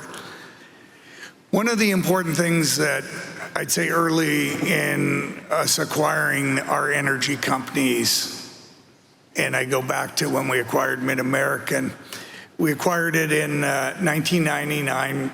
Berkshire purchased Mid-American in 2000. But one thing that became very clear to myself and our teams was that what we do within our utilities is really driven in two fronts. One, we absolutely have to meet the requirements and the law that's laid out federally. But most importantly, we had to recognize we implement public policy across these states. And that was an interesting conversation when I go back to Iowa. And again, the report cited that as a significant problem. It was early in the 2000s when, for the first time in Iowa, we were going to, as a utility, be short power. So we didn't have the energy, and we entered into a significant discussion with our governor at the time, and really sat down and said, where do you want us to go as Mid-American? And what resources do you want as a state? And at that time, we were predominantly a coal-based state. And we recognize that, obviously, and fundamentally, personally viewed it as a risk, but we needed to have that conversation with our state and as to how we would manage that going forward. The interesting thing was that as we had that conversation in the early 2000s, again, with the leadership of our state, it was clearly decided we wanted to continue to be long power, so i.e. not be short for our customers. We discussed the type of resource, and I remember a very clear conversation around we wanted to stay balanced across a variety of energy sources. And at that time, it was really coal and natural gas. And at that time, we made the decision to build the largest wind project in the US, in Iowa. So we undertook an effort to build three resources, a coal plant, a gas plant, and what was the first wind project we owned in Mid-American. And again, it was very consistent with what the state wanted, but we also laid some important groundwork there because we started to define the importance of renewable energy, non-carbon resources, but it has to be consistent with what the state wanted. And we've gone on since that period of time to deploy $16 billion into Iowa associated with renewable energy. Again, very consistent with what our state wanted us to do, i.e. the underlying policy. We don't get to make that decision and just spend $16 billion. It's done in conjunction with our governors, our legislatures, our regulators. And at the same time, we've had the opportunity to retire 5 of the 10 coal units. Now, as the report highlighted, I understand people would like those other 5 coal units retired at this time. But to think we deployed $16 billion to retire 5, and it's a very good outcome for our customers. We've been able to maintain our rates. They're some of the lowest in the country. So it's been done very efficiently. But the reality is we still need those 5 coal units to keep the system stable. We cannot have a Spain-Portugal situation.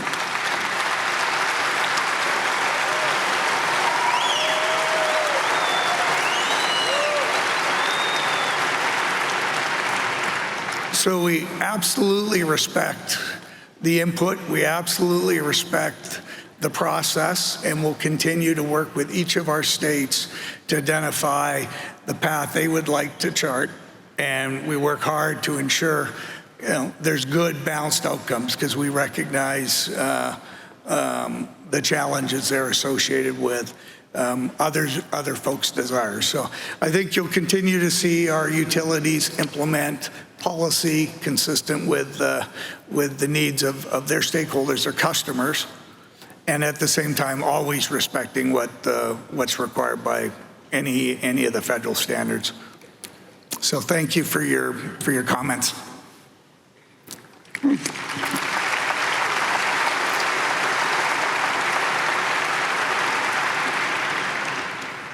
Okay, 31. Let's see. Becky. This question comes from Billy DeRoss. He writes, Mr. Buffett, as a nurse from New York State, I've spent years struggling to secure good health insurance for myself, even while working on the front lines to save lives. In New York, accessing insurance means navigating a confusing state-run system that feels like it's designed to overwhelm. I'm curious, what ultimately led to the end of your healthcare venture with JP Morgan and Amazon? And given your commitment to value and long-term thinking, would you ever consider taking another look at health insurance reform in the U.S.? Yeah, we're spending close. It's hard to get the precise figure, but close to 20% of GDP on health. And if you go back to 1960, there were a number of countries that were each spending around 5%. And then the lines began to diverge dramatically. But the mathematical fact that there are only 100 percentage points in the equation didn't change. So we tried that experiment with JP Morgan and Amazon, and we had 3 people that didn't think they knew the answer, but thought that, in my case, I used the term that it was a tapeworm in the economy. And we also found out that the tapeworm was alive in every part of the country. I mean, the hospitals liked it. The hospitals had prominent people who worked with people. People generally liked their doctor, didn't like the system. I mean, all kinds of things. But in the end, JP Morgan and Amazon and Berkshire were not going to have any effect on changing that 20%. Now, that 20%, there are only 100 percentage points available, and when other countries spend 6 or 7% and perhaps use our system to their advantage, which is also very true. That is an enormous percentage of an economy, and we simply, it was too entrenched to really do much in the way of change. And we spent some money on it, and we did some work, and we learned a good bit about our own systems. And we saw the degree to which the present system was ingrained in so many people's, whether the healthcare providers or whether everybody, and these aren't evil people. I mean, they're just going about something and trying to save lives. But we found that whether it was in Canada or France or Britain or wherever it might be, that if you looked at our costs, that they were just far higher, and to some extent we were subsidizing the rest of the world, and people would come to the United States to do the really unusual or challenging aspects of health in terms of operations and that sort of thing. But we made no progress. And there comes a point where, the government's, it's so involved in the situation, and health is so important to everybody. And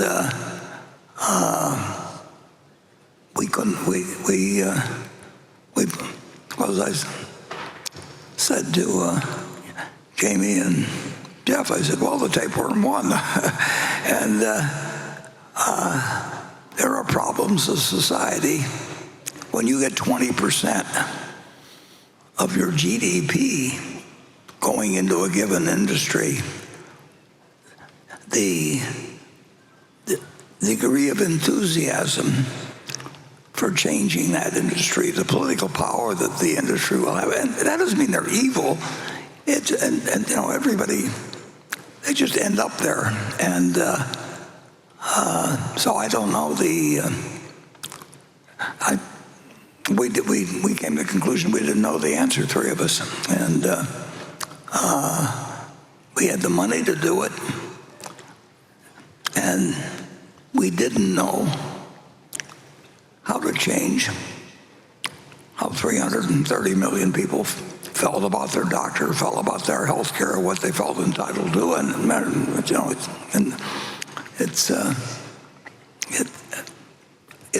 it won't change by itself.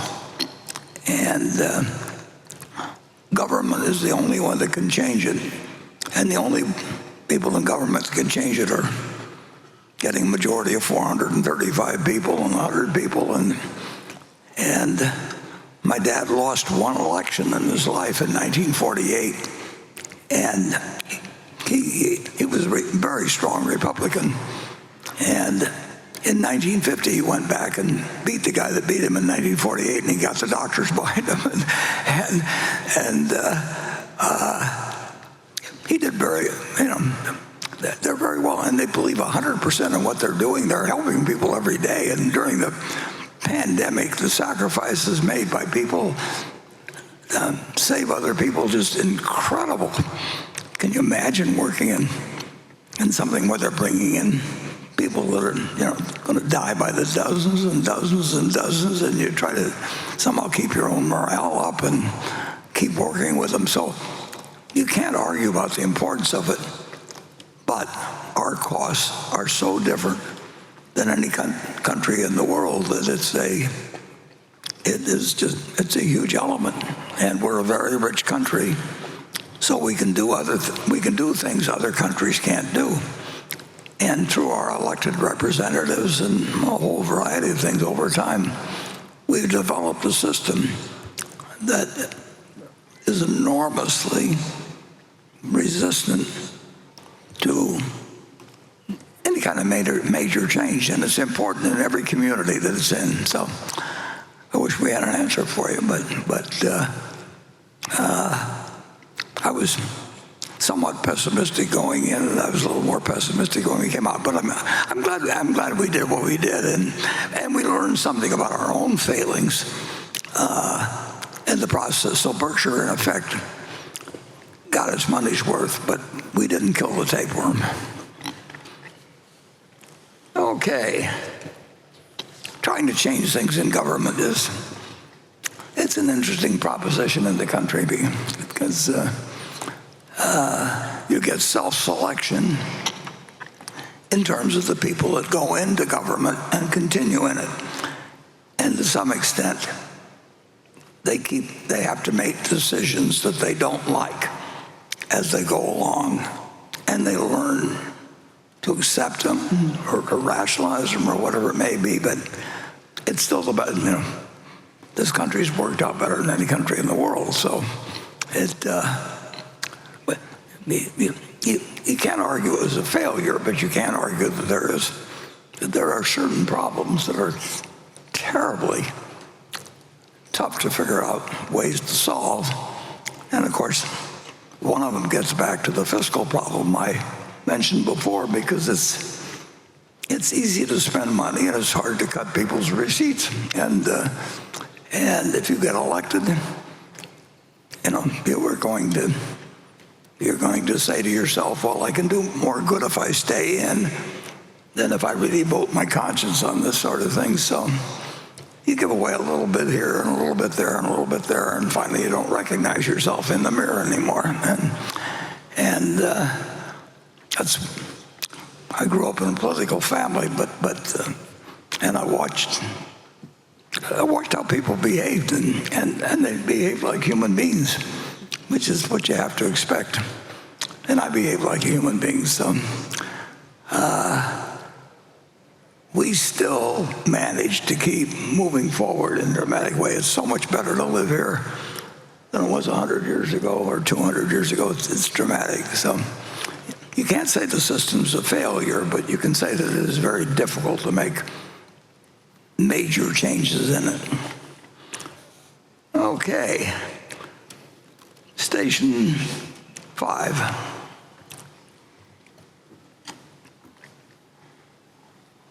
Hi, Warren Gregg. My name is Ping Huang Chen. I'm from Taiwan.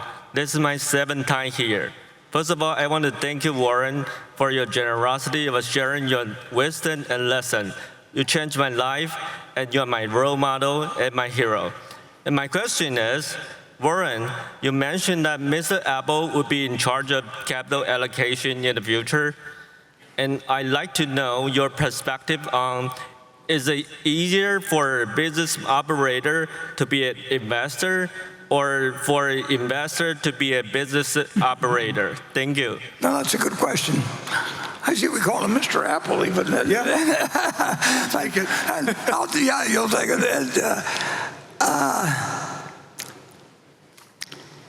It's a lot tougher to be an operator.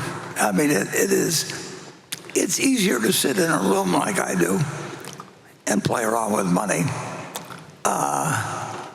It's just an easier life. That doesn't mean it's a more admirable life. It doesn't. But it's actually been a pleasant life for me, so I don't complain in the least. And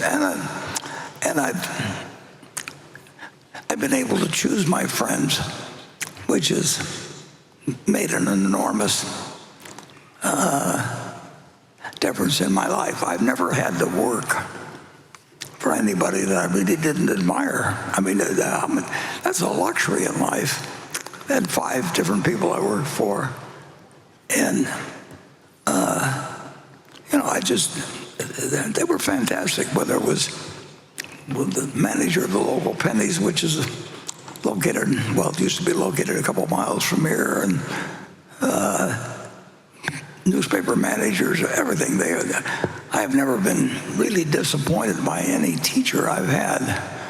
So, but I would have to admit that I have been able to choose what I do with my day to an extraordinary degree compared to be a business operator. And in many cases, I wouldn't like to compete to be a top-notch business operator in terms of some of the behavior that might be forced upon me. I am the master. I mean, I've found myself in this position where I can run the kind of company I want to run, and that's an extraordinary luxury. And with that, I should say that I'm getting a section that says 5-minute warning, exclamation point, 5-minute warning, exclamation point.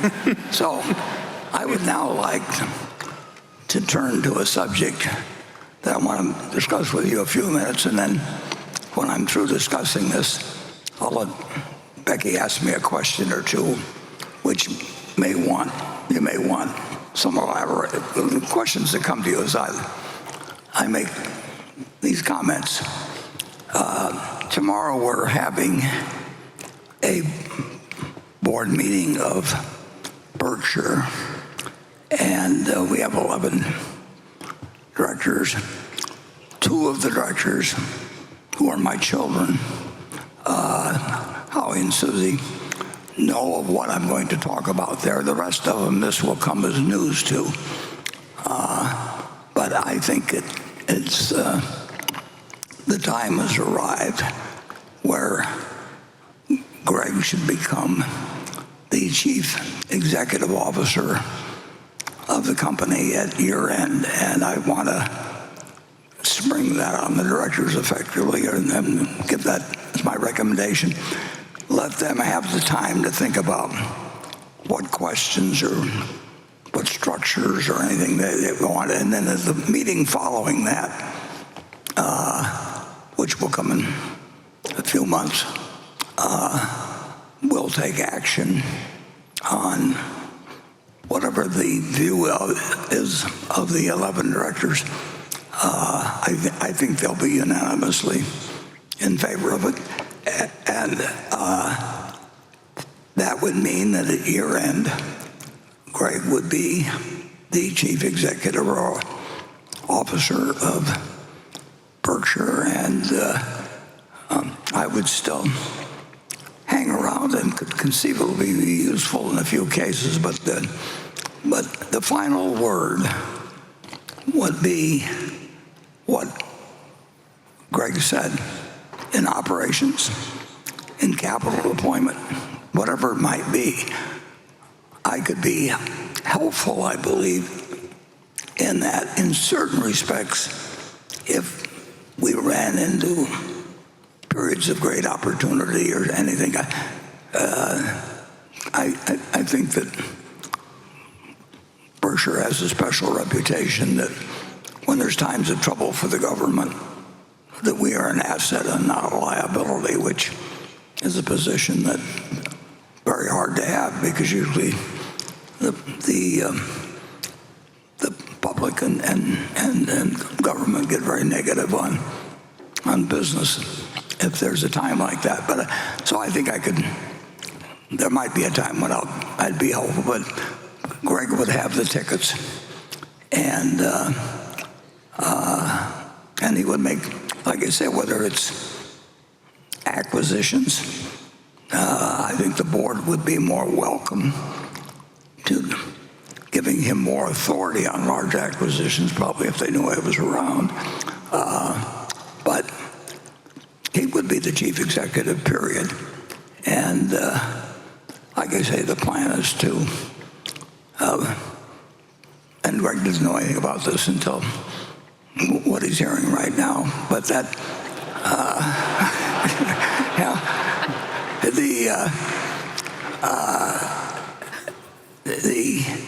the board will be able to ask me questions tomorrow as to a little more of the specifics of what they should be thinking and all of that. But they'll digest it, and then at the next board meeting after that, if we, as I would guess we would, if they act, then obviously we have something to announce to the world. It's a material change in Berkshire, and we'll go forward with that operation, and I will play with a Ouija board or whatever, and that comes out in terms of doing things, but I will not. I have no intention, zero, of selling one share of Berkshire Hathaway. It'll get given away gradually.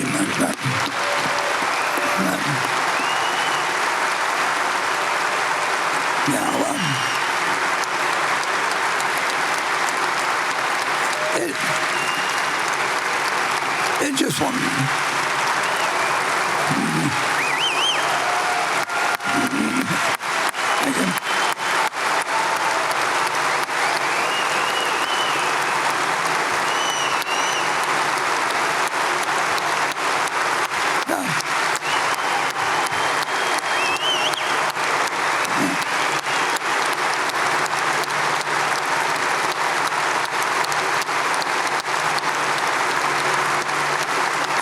Thank you.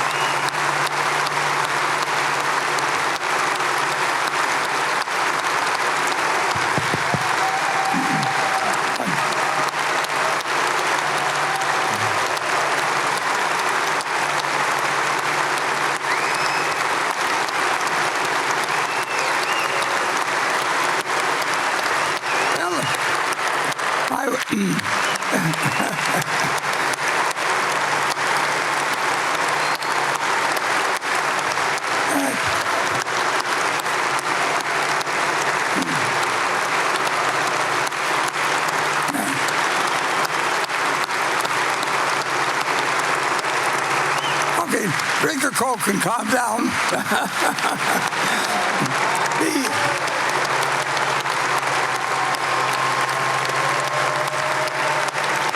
I would say that I would add this.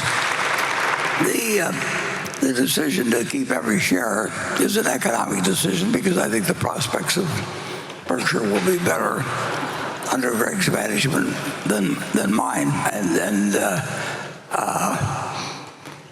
But you know, I will come in and there may come a time when we get a chance to invest a lot of money, and if that time comes, I think it may be helpful with the board, the fact that they know I've got all my money in the company, and that I think it's smart, and I've seen what Greg has done. So that's the news hook for the day, fellow. And thanks for coming.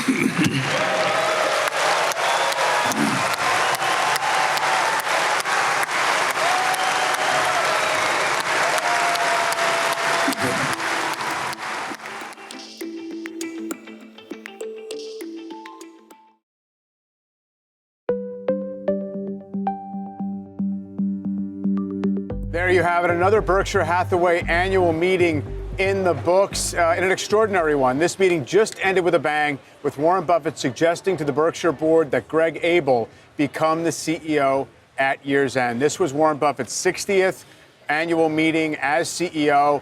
There was some anticipation at some point a transition would happen. Greg Abel was always the heir apparent and the designated successor, but it is formalized here. And Warren Buffett also saying that he would be around to help, especially if there were any big consequential deals that might come around. Well, of course, the entire hall, including Greg Abel, was surprised by this. Let's listen to how he delivered that news.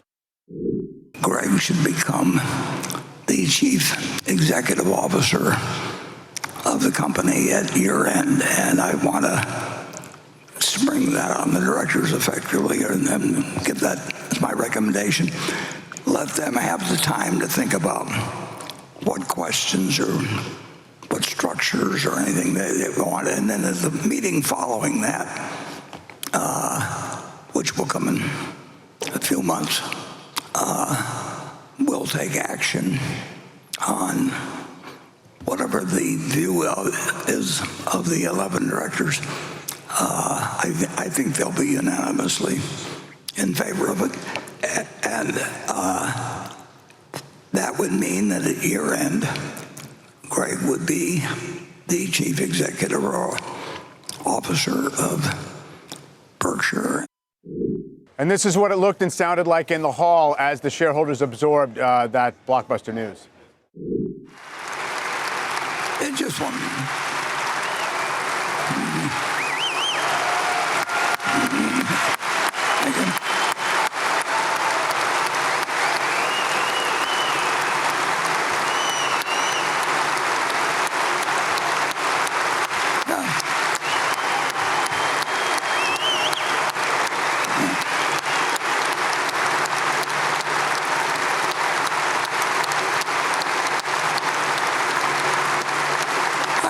Thank you.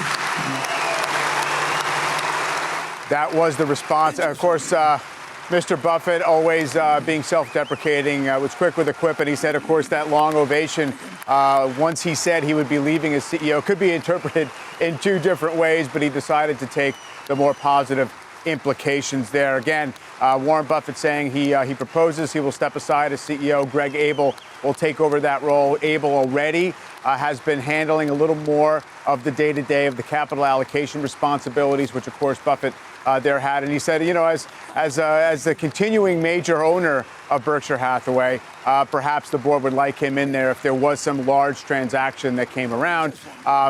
Buffett also saying he had no plans to sell a single share of Berkshire Hathaway. Of course, there's a long-standing plan for him to, over time, give away his holdings in the company. But he said he will not sell it. He also said that was an economic decision to hold on to the stock because he says that the company he expects will perform even better under Mr. Abel. So that has been essentially a theme for multiple meetings, but especially this one, where Warren Buffett, in many ways, looking to turn the spotlight aside and have Abel take over there. So again, after his 60th annual meeting, and look, a lot of shareholders have been, in some respects, gearing up for the possibility that this might come, that in fact Warren Buffett might decide exactly how this transition would be handled, and maybe it would come sooner than later. Of course, the company stockpiling all this cash and many other ways to get around this huge story. Becky Quick is back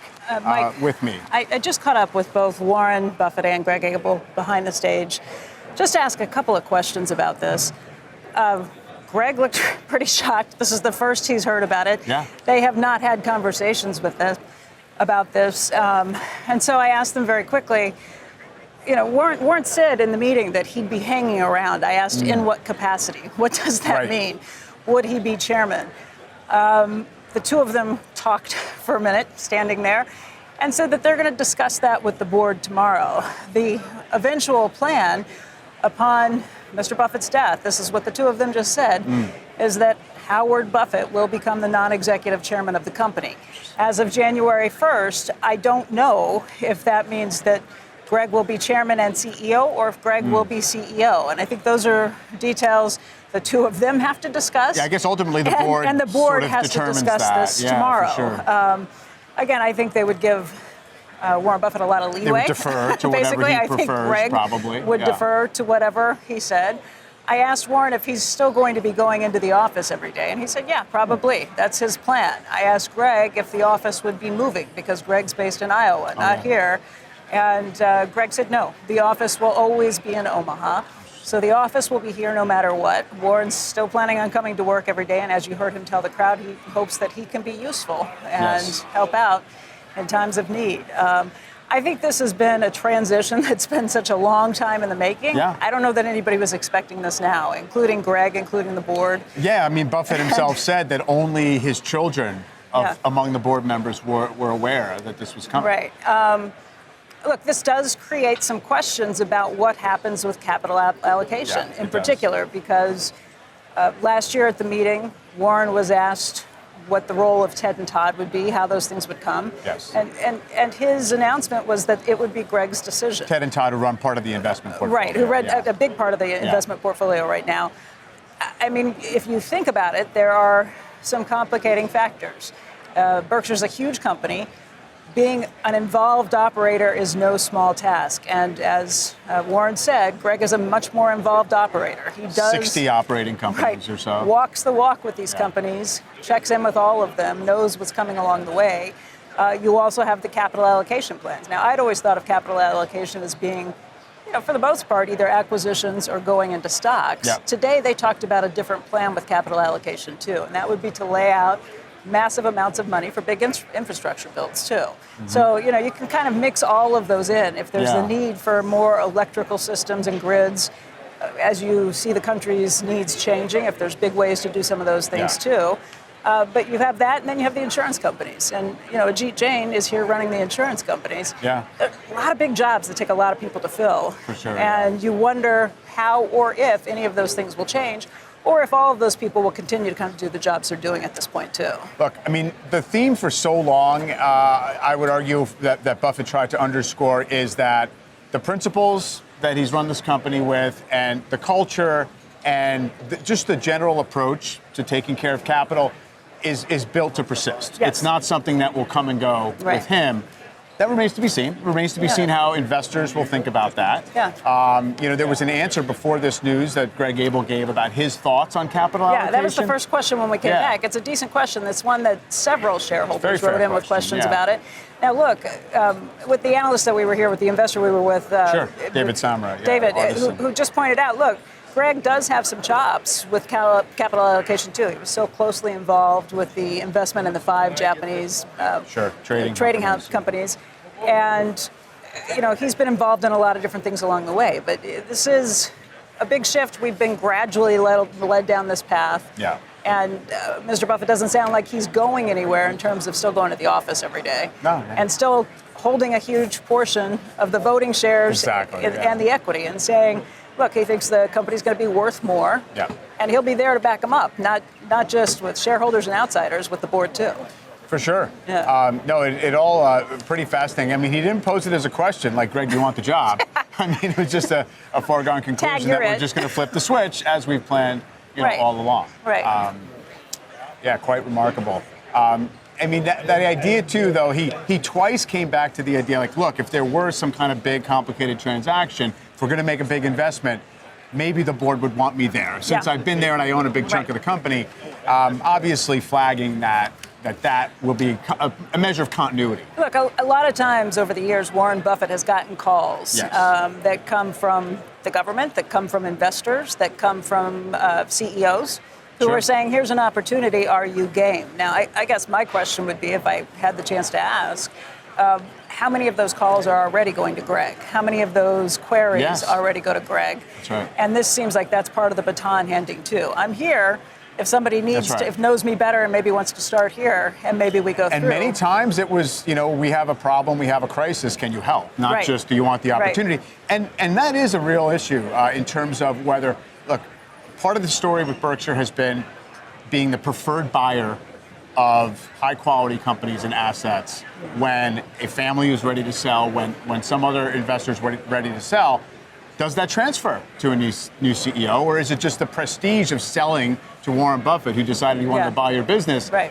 Because it was like the good house. It was the good housekeeping sign of seal of approval to have that and going. The thinking was they got perhaps better deals because of it, and would shore up other markets players who might have been trying to take advantage of rumors or weakness in a stock at any point in time too. Yeah.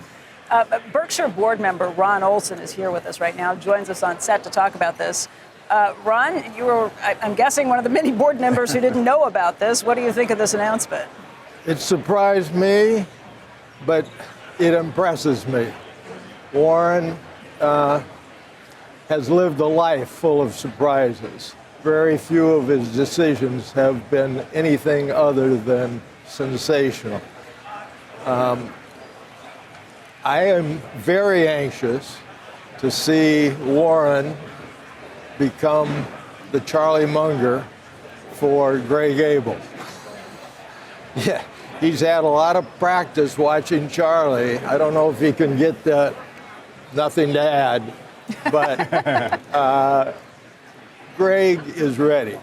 I have no doubt about that. We've known it for a long time. people don't recognize that since 2018, he has been learning the businesses that we have outside of the insurance business, but he's also had plenty of time talking to Ajit, talking to the various heads of our insurance businesses. So he's the businesses he will manage, and Warren will say it, better than him. And with regard to acquisitions, people worry about that. No worry. I mean, if you looked at Berkshire Hathaway Energy 10 years ago and looked at it today, or take it back to its beginning, Greg has been instrumental in making acquisitions for a long time. He can do it all. His humility comes through, his honesty comes through. No one has to question what he said is very important for the young people to learn: hard work. I could go on, but you've heard me before. Let me ask a question. Warren said that he's not selling a single share of Berkshire, and in large part that's because he thinks it's going to be more valuable under Greg's leadership. Are you selling any of your shares? Not a way. Berkshire will be the last thing I sell to put bread on the table. And as I'm sure you appreciate, the Olson family wealth, to the extent it exists, nothing like the Buffett family, but it's Berkshire Hathaway. And it's not just out of good feelings for the company or Warren. It's a sensible investment. Greg knows how to allocate capital. He knows how to run businesses. He's got unbelievable strategic ability. I've been around him now enough in situations where I'm deeply into it to watch him make decisive calls in tough situations and do it in a strategic, thoughtful way. Warren said that, at the meeting, the board will have a chance to ask him questions and get the details straight. What questions would you first have for him? What questions would I have? Well, the first question I have when I usually see him: how's that kid of yours doing on the ice? Greg was not kidding when he said he wanted to be known as a great hockey coach for the kids in the Des Moines neighborhood. He's been that. To be serious about it, I want him to feel like there are others there that want him to succeed even more than he wants to succeed. And I would ask him about who else besides Warren do you think you need for a consigliere? Yeah. Who's going to be the person who can tell you no, which is not, telling Warren no. I've had to do it a few times. Charlie did it many times.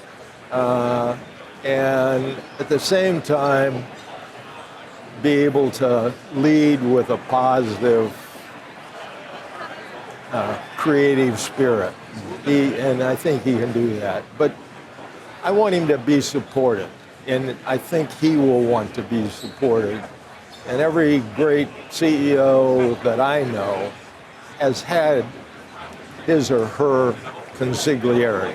I mean, I would imagine that person is Warren Buffett for the foreseeable future. That's it. I mean, he is, as I said, I think the first thing I said was, he's going to be the Charlie Munger for Greg.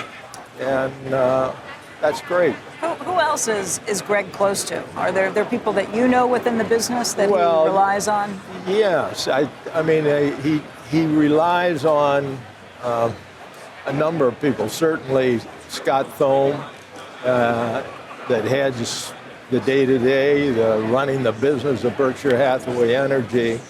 But I think he will, and you got to talk to Greg. I guess I would ask him another question. Who do you want to bring in to your inner circle? Should we be adding a general counsel? should we be adding any people to the corporate staff that Warren has, as you know, limited and to a great extent. Warren relied on Charlie, a little bit on others like myself, but I got a feeling Greg's going to want to have his own general counsel who could become his consigliere, or he's certainly going to need at some point in time the great Mark Hamburg is going to step aside. Mark Hamburg, I mean, people do not understand how vital he has been to the success of Berkshire Hathaway. He has been not only the CFO, he's operated as a general counsel. I've talked to him as if he was a general counsel. He knows every business probably even better than Greg.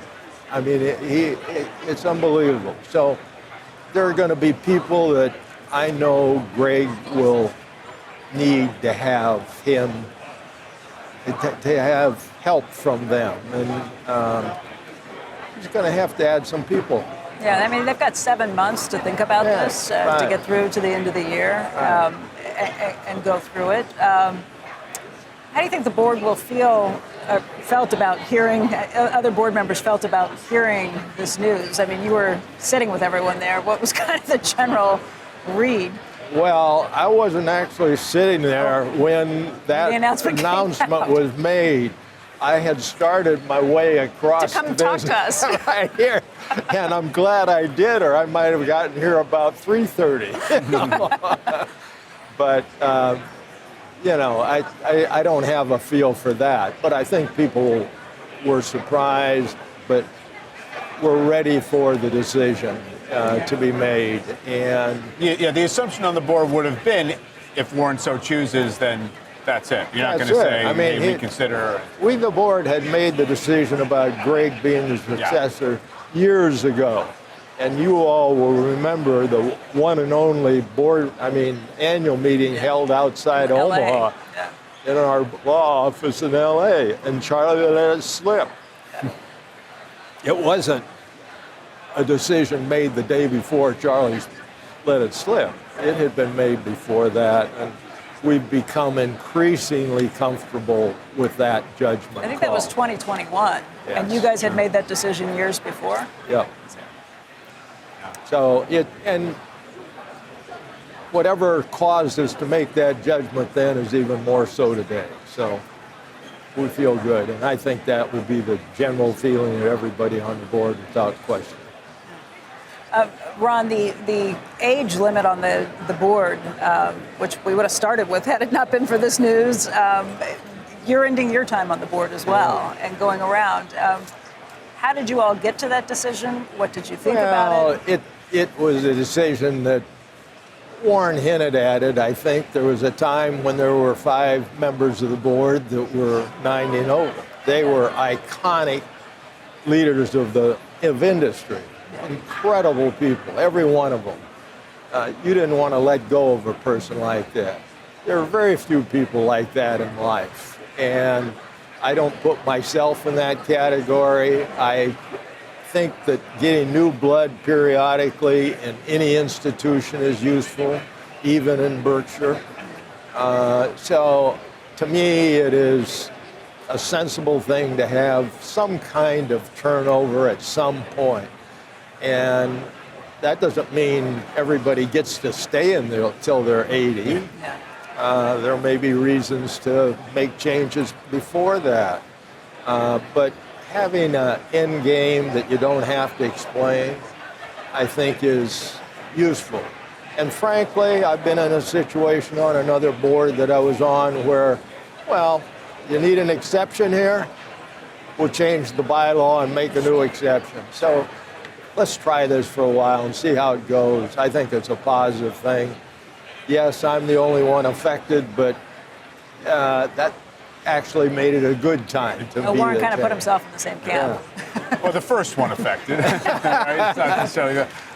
In terms of how we should start to think about, we were talking a little bit about capital allocation under Greg. Of course, he got responsibility for that last year. Does it imply a further de-emphasis of the investing in public equities, the stock picking part of what Berkshire Hathaway has become? I don't think so. As both he and Warren have said, Warren in his letter and I think Greg today, we'd prefer to buy 100% of a great company at a fair price, as Charlie used to say. And that will be the objective when and if the opportunity presents itself. But in the meantime, an alternative will be to buy a portion of a company, and Greg has thoughts about that, just as Warren does, and as you all have said, Warren's going to be available to talk about it. Warren reads, he's not going to change what he reads. He just reads all the time, and he's going to have ideas about companies, and he'll share them with Greg for sure. One of the things that Warren talked about in the afternoon was, or I can't even remember which part of the session it was, but one of the things he talked about was this idea that it's okay to not swing very often, not to take many swings on this. There's been pressure that has built up pretty significantly to what is Berkshire doing with all this cash. It's now north of $340 billion, based on the numbers we got this morning. And that pressure has been something that Warren Buffett probably uniquely has been able to put off. And he explained it very well today, just this idea that we don't want to be doing stupid things. Greg added this is a financial asset to us to have this flexibility and the ability to jump in times of need. Will Greg be able to have the same patience? Not internally. Externally, there will be more calls probably than there would have been for Warren Buffett. And there were a lot coming for Warren Buffett at this point. That I think your interpretation is correct, and it could be seen in the questions that you had gotten for this session. Yeah. I mean, people ask the same question about what in the hell are you going to do with that $300+ billion? That is a pressure, but Warren has withstood it. I think Greg will withstand it to the extent that it's necessary. There are opportunities, and Warren pointed out, we've done pretty well with the Treasury bills during a good part of this period of time. Maybe not quite as well now as at other times, but I mean, it has been a great play. And at the same time, we're looking at various things all the time. I mean, they pointed out the Japanese investments. There are other opportunities related to those that we already have and invested in portions of the business. So I don't doubt that there will be some diminishing of it, but of the $340 billion, but there's going to be a lot held waiting for those special opportunities that Warren has uniquely waited for in the past, and Greg's got that message. I think he's got the confidence to do it. Let's wait and see. What did Warren say in there, that we've made our best deals when people are most pessimistic? Yeah. So I guess people, things are okay right now. And most fearful. Yeah. And that's when he gets most excited. I see it in his face when it happens. And he loved those moments, but he didn't let those motions and that emotion overtake his judgment. And that's the rationality that characterized him and Charlie.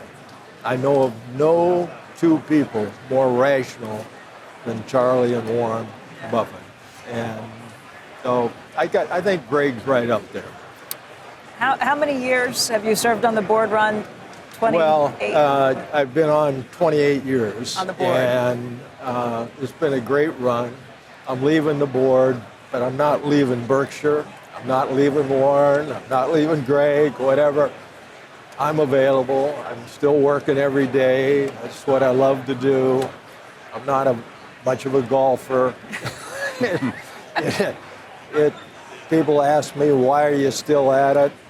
I got too many interesting people and interesting problems in my life, and I enjoy that. So, you know, my life will go on. Don't worry about me. I want to see you two once in a while, but it's been a great run. I look back, saying to myself, I've had the two greatest teachers I could possibly have.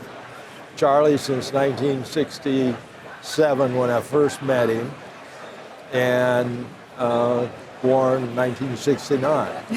And that's a pretty good run with two special people. And Warren was very grateful today and expressed it in front of the crowds to thank you for everything you've done for Berkshire. Nothing compared to what others have done, but you know, I've had my little roles, and it's been, you know, sometimes just as a backboard, people talking to me and bouncing ideas. But other times, I kick in a little more of my legal background. So it's been great. It's been phenomenal, and it has been a pleasure and a joy to get to talk with you all these years. And like you said, you're still going to be around, and we can still do this. I wouldn't have known you, but for the luck of being on the board and getting to know Warren, and I can say that about so many people that are in my life, and I hope will stay in my life. Yeah. And anyway, it's been great. And it's been wonderful having you explain so many things to us about the inner workings of all of this. So we really, truly appreciate it, Ron, and we'll continue these conversations. I appreciate the opportunities that you've given me, and I enjoy it. I mean, I love talking with you all. Thanks. So we'll find other ways to do that. We will. Even if it's off the camera. Off and on. Sure. Ron Olson. Ron, thank you very much. We appreciate it. Thank you. All right, for those of you who are just joining us, Warren Buffett threw us all a huge curveball, ending this year's annual meeting saying that the vice chairman, Greg Abel, should become the CEO at year end. That's his opinion of what he wants to happen. He's going to be presenting it to the board of directors, which is meeting tomorrow. But this came as a big surprise both to Abel and almost everyone on Berkshire's board. Warren Buffett said that he had told both his daughter Susie and his son Howie about these plans before. Here's what he said. Greg should become the chief executive officer of the company at year end, and I want to spring that on the directors effectively and then give that as my recommendation. Let them have the time to think about what questions or what structures or anything they want. And then at the meeting following that, which will come in a few months, we'll take action on whatever the view is of the 11 directors. I think they'll be unanimously in favor of it. And that would mean that at year end, Greg would be the chief executive officer of Berkshire. Well, that got quite the reaction from the crowd in the center. I've been here for a lot of standing ovations over the years. I've never seen one quite like this. Listen in and take a look at what was happening here.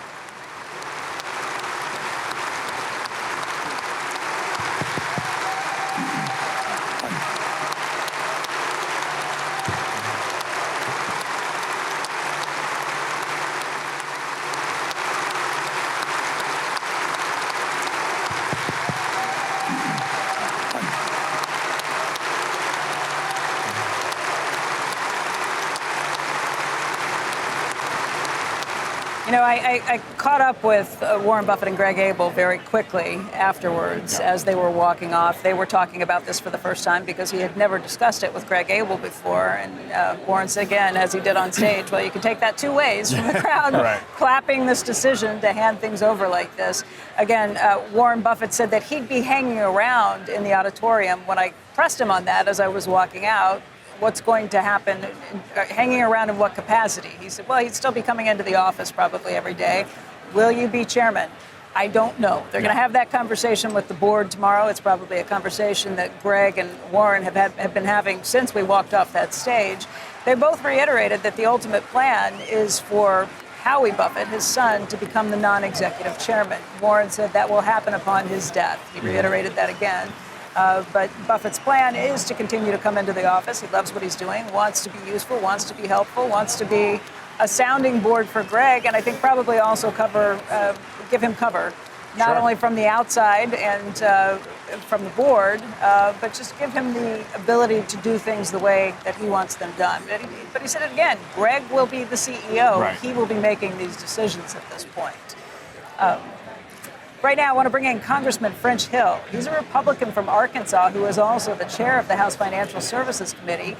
His son, Payne Hill, is also with us today. And, let's set this up a little bit. French, I didn't realize until you were on set with us maybe a month or two ago that you've been coming to the Berkshire meetings for how many years? Since the early 90s. Warren Buffett's been a hero of mine since I was in college.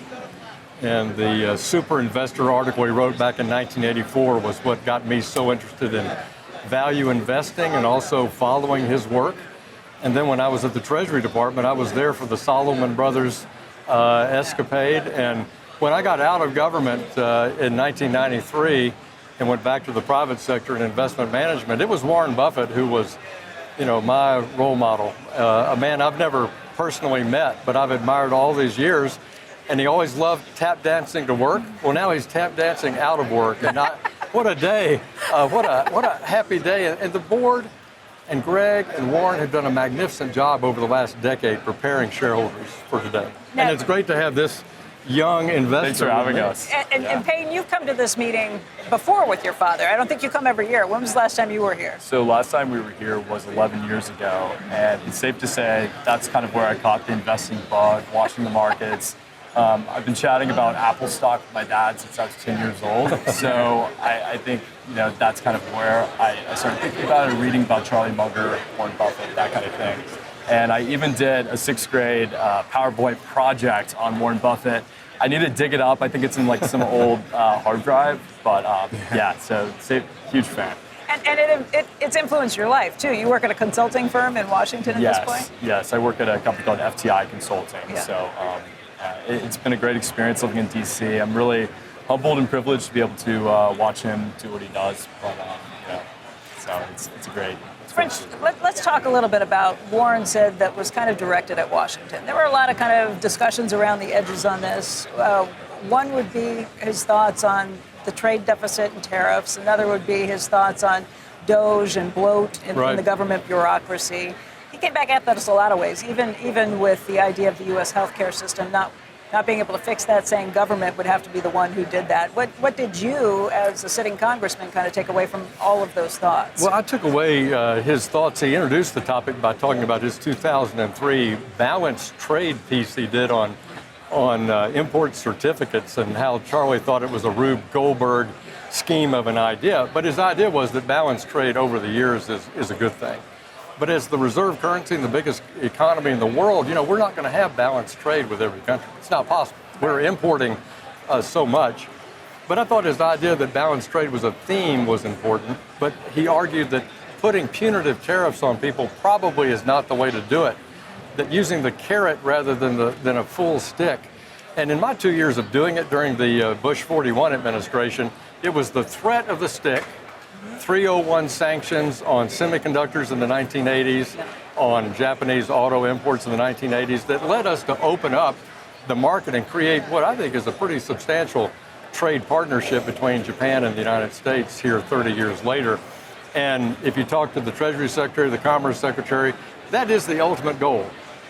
More fair trade, balanced where it can be balanced, and then in their view, try to bring some strategic national security manufacturing back to the U.S.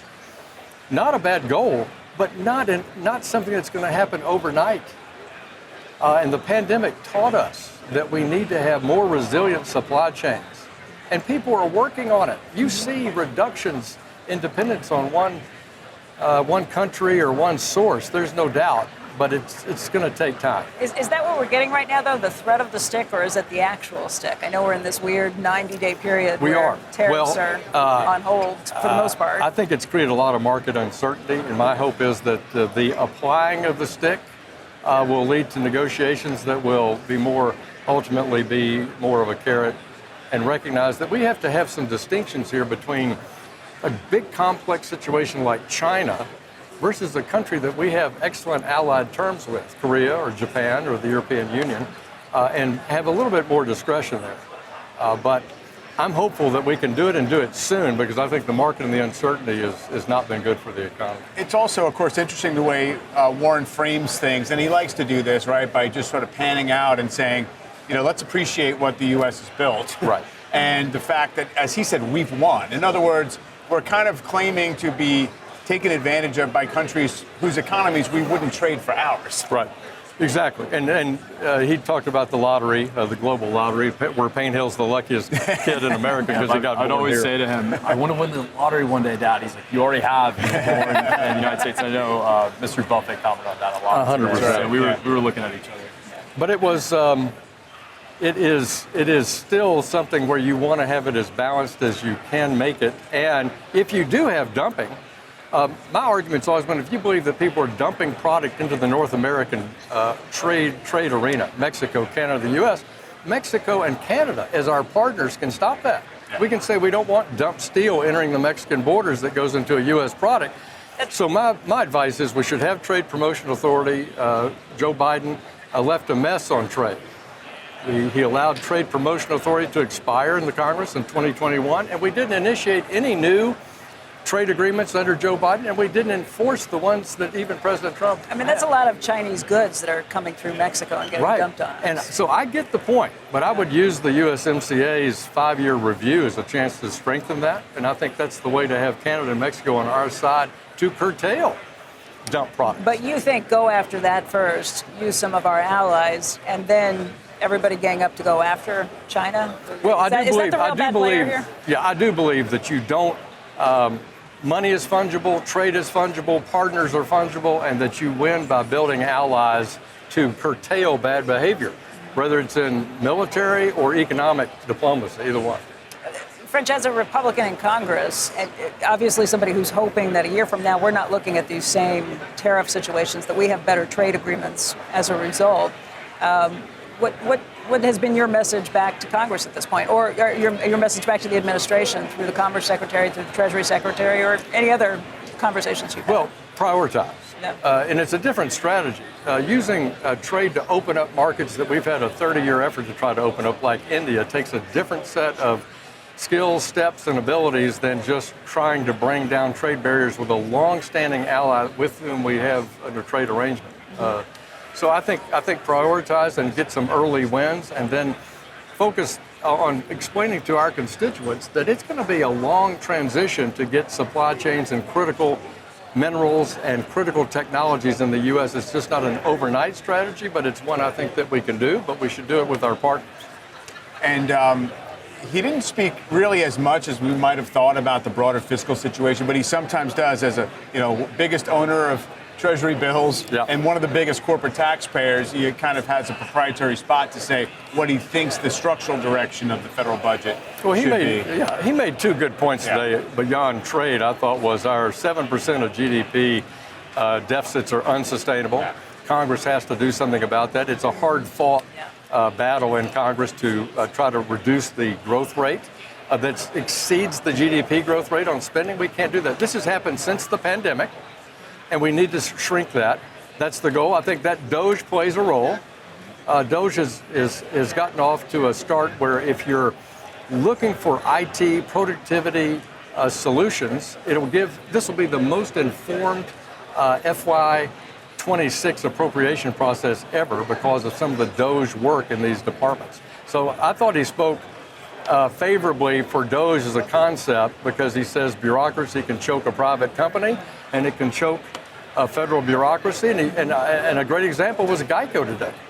Shrinking employment at Geico from 50,000 to 30,000 and putting more money in technology and producing the results that Ajit talked about. French Hill is the chairman of the House Financial Services Committee. His son Payne Hill with him here too, and both of them longtime Berkshire shareholders and longtime visitors to this annual meeting. It's really great to see both of you. Great today. to be with you, and Thanks for having us. Great, and what a great lesson Warren's done for 60 years on financial literacy for young investors like Warren. And we heard from him today, and that did my heart good. You saw a lot of young people that are following in your footsteps now. Yeah. I know. It really is great. We'll see what happens, and looking to hold on to our shares. Your old presentation didn't say what happens after Buffett retires? Oh, I can't remember past the first slide. It was so long ago, but I remember it well. Thanks for having us. Thank you, gentlemen. We appreciate it. Once again, a wild ending to Warren Buffett's 60th annual meeting, announcing that Greg Abel, he thinks, should be Berkshire's CEO at the end of this year. It's something he's going to be recommending to the board of directors tomorrow when they meet. Obviously, this is certainly something that will reverberate through the markets this week. With that, we want to thank you for joining us today, Mike Santoli and I, and we'd like to leave you with some of what Warren told shareholders here in Omaha. Thanks again for joining us. The luckiest day in my life is the day I was born. You know, 'cause I was born in the United States. I was just lucky. And I was lucky to be born male. I was lucky to be born white. I was like all kinds of things. But it's been, if you don't think the United States has changed since I was born in 1930, we've gone through all kinds of things. And we've gone through great recessions. We've gone through world wars. We've gone through the development of an atomic bomb that we never dreamt of, at the time I was born. So I would not get discouraged about the fact that it never doesn't look like we've solved every problem that's come along. And if I were being born today, I would just keep negotiating in the womb until they said you can be in the United States. The world makes big mistakes, and surprises happen in dramatic ways. And the more sophisticated the system gets, the more the surprises can be out of right field. That's part of the stock market, and that's what makes it a good place to focus your efforts if you've got the proper temperament for it, and a terrible place to get involved if you get frightened by markets that decline and get excited when stock markets go up. I don't mean to sound particularly critical. I mean, I know people have emotions. I don't get fearful by things that other people are afraid of in a financial way. It's not that I don't have emotions, but I don't have emotions about the prices of stocks. I mean, those decisions get all the way to my brain, whereas emotions can get bogged down some other place. I went around the groups of people who were exhibiting yesterday for an hour and a half, and these are people that are thanking me, and totally enthused about coming and doing a lot of work for which they don't get paid anything extra. I don't know anything about the arrangements the individual companies make, but they work hard and they enjoy their work. And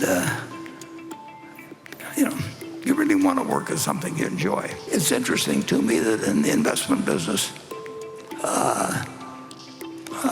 so many people get out of it after they've made a pile of money.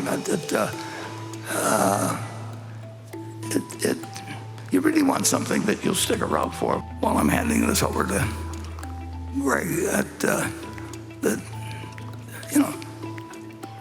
you can't even dream all the dreams that you could have about a place like Berkshire, but big thing you have to do, though, is to be sure you can play the next day. Greg should become the chief executive officer of the company at year end, and I want to spring that on the directors effectively, and then give that as my recommendation. Let them have the time to think about what questions or what structures or anything they want, and then as a meeting following that, which will come in a few months, we'll take action on whatever the view is of the 11 directors, I think they'll be unanimously in favor of it. And that would mean that at year end, Greg would be the chief executive or officer of Berkshire.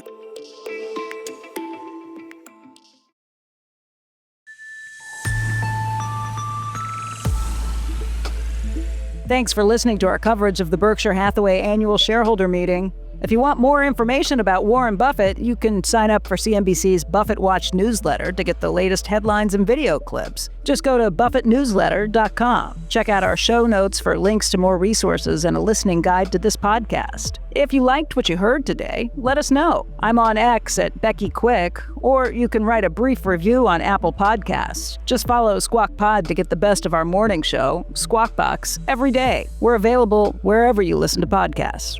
I'm Becky Quick. Thanks so much for being with us.